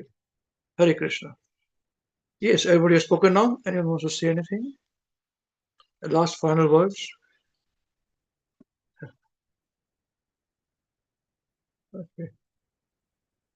Right. Wonderful. I think in India, Ekadashi was yesterday. Very important. Was it yesterday or was it today as per our calendar? Have you checked?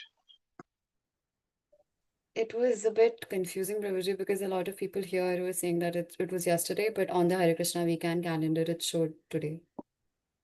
Yeah. So there is Vaishnava calendar. There's always a difference between Vaishnava calendar and Indian calendar, Hindu calendar. Always remember this. So that's why we keep this calendar separately. So as per Hindu Tithi was yesterday. As per Vaishnava Tithi, so Vrindavan, if you go to Vrindavan in certain temples, they follow these Tithis. Okay. So it's very fast. So it's today. All of you fasting today then. Or today, we had a situation here where many years ago there was a confusion about the dates. So there are some devotees who fast without water, nature or all Ekadashis. And she was very old. She was very old. And she fasted and it was found out it's not yesterday, it's today. Next day also is Ekadashi. We don't know what she's going to do. Okay.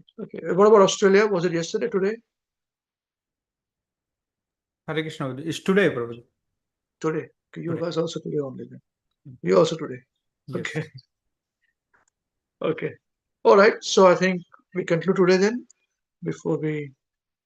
But today is also, I think, from next week, Kartik will be over. We must sing.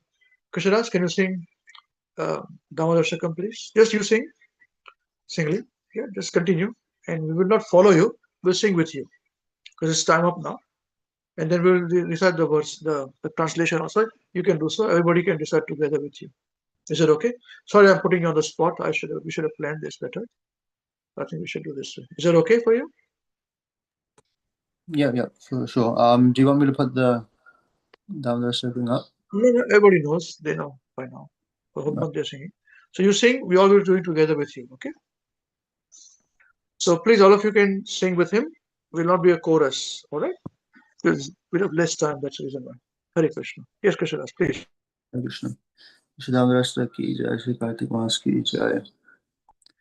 Namam Ishwaram Sachidanandarupam Lasat Kundalam Gokule Brajamanam Yashoda Viyolukhaladavamanam Param Rastam Atyanta Todruta Gopya Rudantam Muhurnetram Yugmam Rejantam Karam Bhojayugmena Satankanetram Muhushwasakam Patri Rekanka Kanta Stata Gravam Damodaram Bhaktivadham Iti Drukshvalila Ananda Kunde Swagosham Nimajantam Akhyapayantam Tadiye Sitagneshu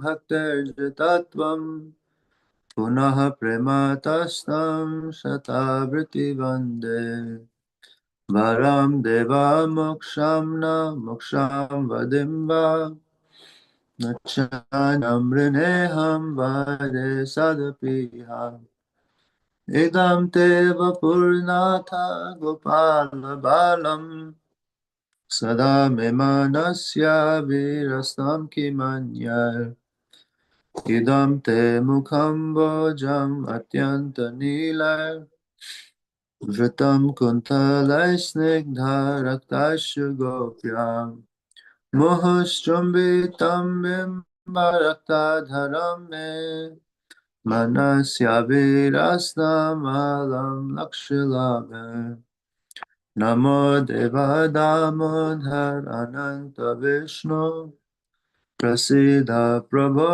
Dukha Jalabdi Magnam Kripadrishti Vishyati Dinam Batano Trihane Shema Magnam Idyakshi Drishya Kuveratmajo Badha Mutyai Vayadva Tvaya Mochito Bhakti Bhajakrita Cha Tatha Prema Bhaktim Swakame Prayacha Namokshe Graho Mesti Damodare Namaste Studamne Sur Adipti Damne Tvadiyo Dharayatha Vishwasya Damne Namo Radhikaya Tvadiya Priyaya Namo Nantalilaya Devaya Tubhyam Namam Ishwaram Sachit Anandarupam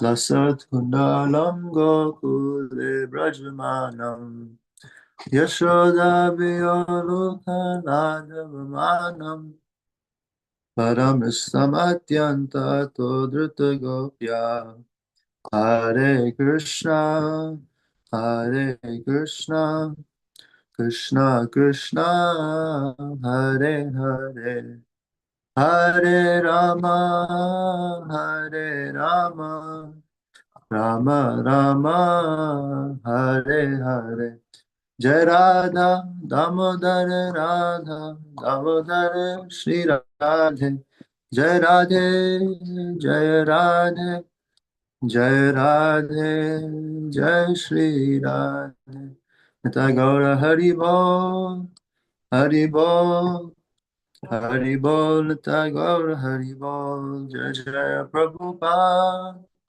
Prabhupada Prabhupada Jai Jai Prabhupada Jai Jai Gurudev Gurudev Gurudev Jai Jai Gurudev Jai Jai Shri Damodar Sakfar in the Padma Purana of Krishna Devan Vyas, spoken by Satyavrata Muni in a conversation with Narad Muni and Shona Krishi. In the month of Kartik, one should worship Lord Damodar and daily recite the prayer in Shri Damodar Stutt, which has been spoken by the said Satarat and which attracts Lord Damodar. This is from Shri Bhakti Vilas, Canto 2, Chapter 16, verse 198. To the Supreme Lord, whose form is the embodiment of eternal existence, knowledge, and bliss, whose shark-shaped earrings are swinging to and fro, who is beautifully shining in the divine realm of Gokul, who, due to the offense of breaking the pot of yogurt that his mother was turning into butter, and then stealing the butter that was kept hanging from the swing, is quickly running from the wounding riding mortar in fear of Mother Yashoda, but who has been caught from behind by her who ran after him with greater speed. To that Supreme Lord Damodar, I offer my humble obeisances. Seeing the whipping stick in his mother's hands, he is crying, rubbing his eyes again and again with his two lotus hands. His eyes are filled with fear, and the necklace of pearls around his neck, which is marked with 3 lines like a conch shell, is shaking because of his quick breathing due to crying.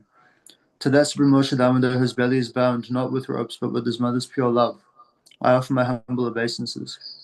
And by such hallowed pastimes as this, he is drowning the inhabitants of Gokul in pools of ecstasy, and he is revealing to those devotees who are absorbed in the knowledge of his supreme majesty and opulence that he is only conquered by devotees whose pure love is imbued with intimacy and is freed from all conceptions of awe and reverence. With great love, I again offer my obeisances to Lord Damodar, hundreds and hundreds of times. O Lord, although you are able to give all kinds of benedictions, I do not pray to you for the boon of impersonal liberation, nor the highest liberation of eternal life in Vaikuntha, nor any other boon which may be obtained by executing the 9 processes of bhakti. O Lord, I simply wish that this form of yours as Bhagavapala Vrindavan may ever be manifest in my heart. For what is the use to me of any other boon besides this? O Lord, your lotus face, which is encircled by locks of soft black hair tinged with red, is kissed again and again by Mother Yashoda, and your lips are reddish like the bimba fruit. May this beautiful vision of your lotus face be ever manifest in my heart. Thousands and thousands of other benedictions are of no use to me. O Supreme God, I offer my obeisances unto you. O Damodar, O Ananta, O Vishnu, O Master, O my Lord, be pleased upon me. By showering a glance of mercy upon me, deliver this poor ignorant fool, who is immersed in an ocean of worldly sorrows and become visible to my eyes. O Lord Damodar, just as the 2 sons of Kuvera, Manigriva, and Nalakuvara, were delivered from the curse of Narad and made into great devotees by you, in your form as a baby tied with rope to a wedding riding mortar. In the same way, please give to me your own Prem Bhakti. I only long for this and have no desire for any kind of liberation. Lord Damodar, first of all, offer my obeisances to the brilliantly effulgent rope which binds your belly. I then offer my obeisances to your belly, which is the Lord of the entire universe. I humbly bow down to your most beloved Srimati Radharani, and I offer all obeisances unto you, the Supreme Lord of displays unlimited pastimes. Jai Shri Radha Damodar Bhagwan ki Jai. Shri Kartik Maas ki Jai. Shri Nitai Gaur Chandra Premanande Hari Hari Bol. Shri Srila Prabhupada ki Jai, Shri Gurudev ki Jai. Namo Vishnupadaya Krishna Vistaya Bhutale Srimati Mahavishnu Goswamiti Namine. Namo Vishnupadaya Krishna Vistaya Bhutale Srimati Bhaktivedanta Swamiti Namine. Namo Saraswati Devi Govani Prasayana Niveshesh Sundari Prasadi Sai. Hare Krishna. So hope all of you had wonderful Kartik Mass. Krishna willing, next week when we meet, Kartik Mass will be over then. You know? Yes, very auspicious month. Okay, so whose turn is it to sing Maharaj, Maharaj, please hear us? Is it my turn to sing?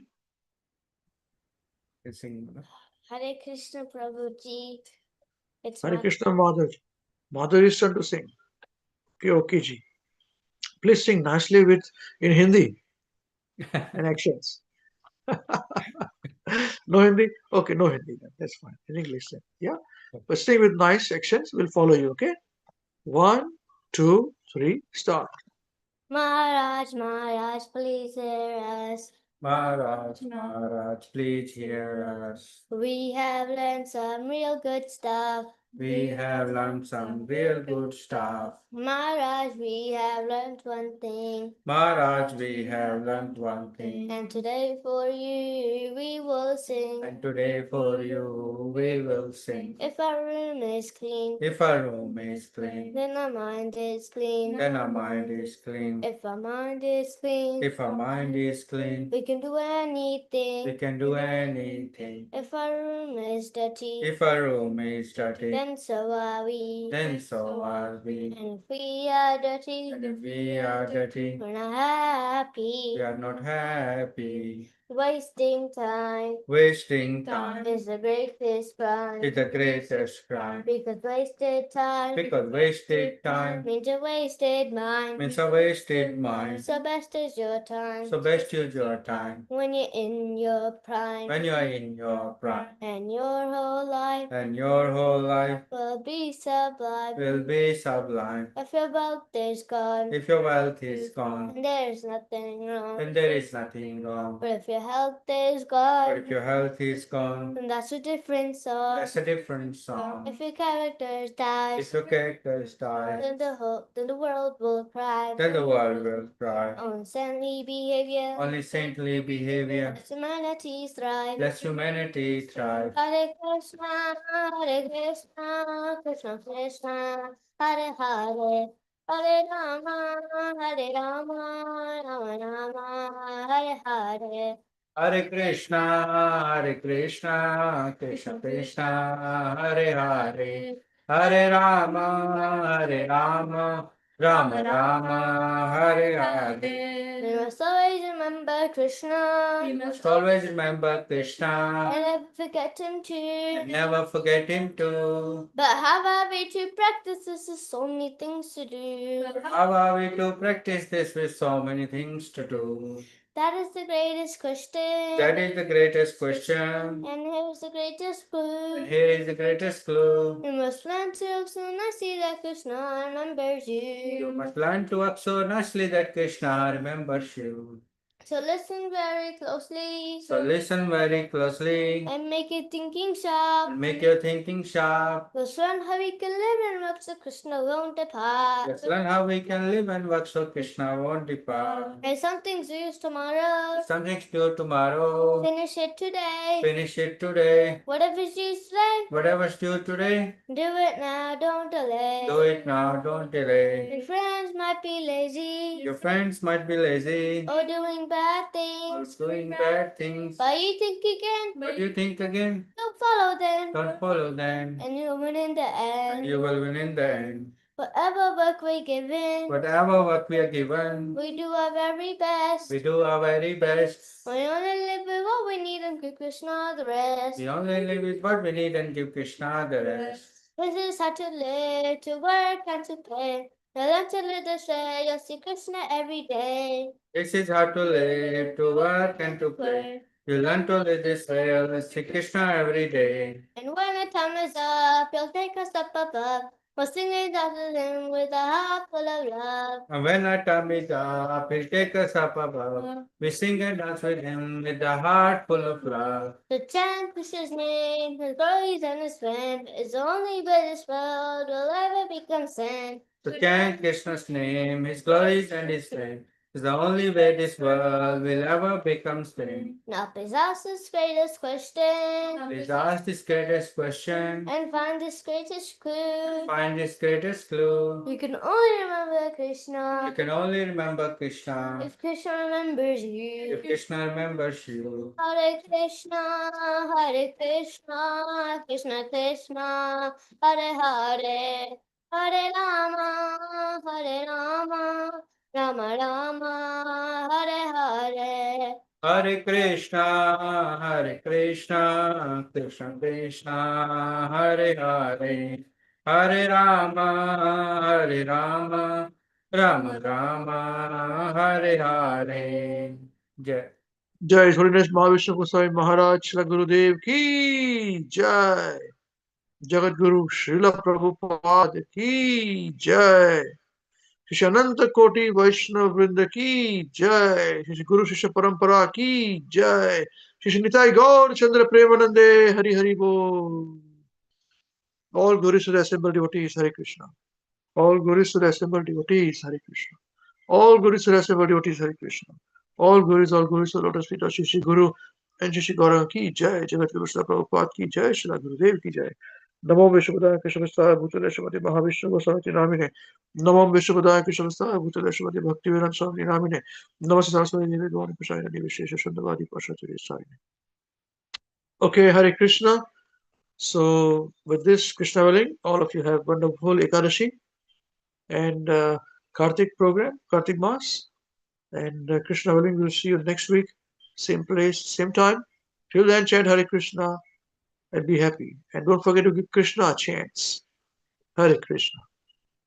Hare Krishna. Thank you very much, Hare Prabhuji. Krishna. Thank you, Prabhuji. Hare Krishna, Prabhuji. Thank you. Thank you, Hare Ram, Hare Prabhuji. Ram, Ram. Hare Krishna. Thank you Hare very much, Prabhuji. Hare Krishna, Hare Prabhuji. Krishna, Prabhuji. Thank you, Prabhuji. Hare Krishna, Hare Krishna, Krishna Krishna, Hare Hare, Hare Ram, Ram Ram, Hare Hare Krishna, Hare Krishna.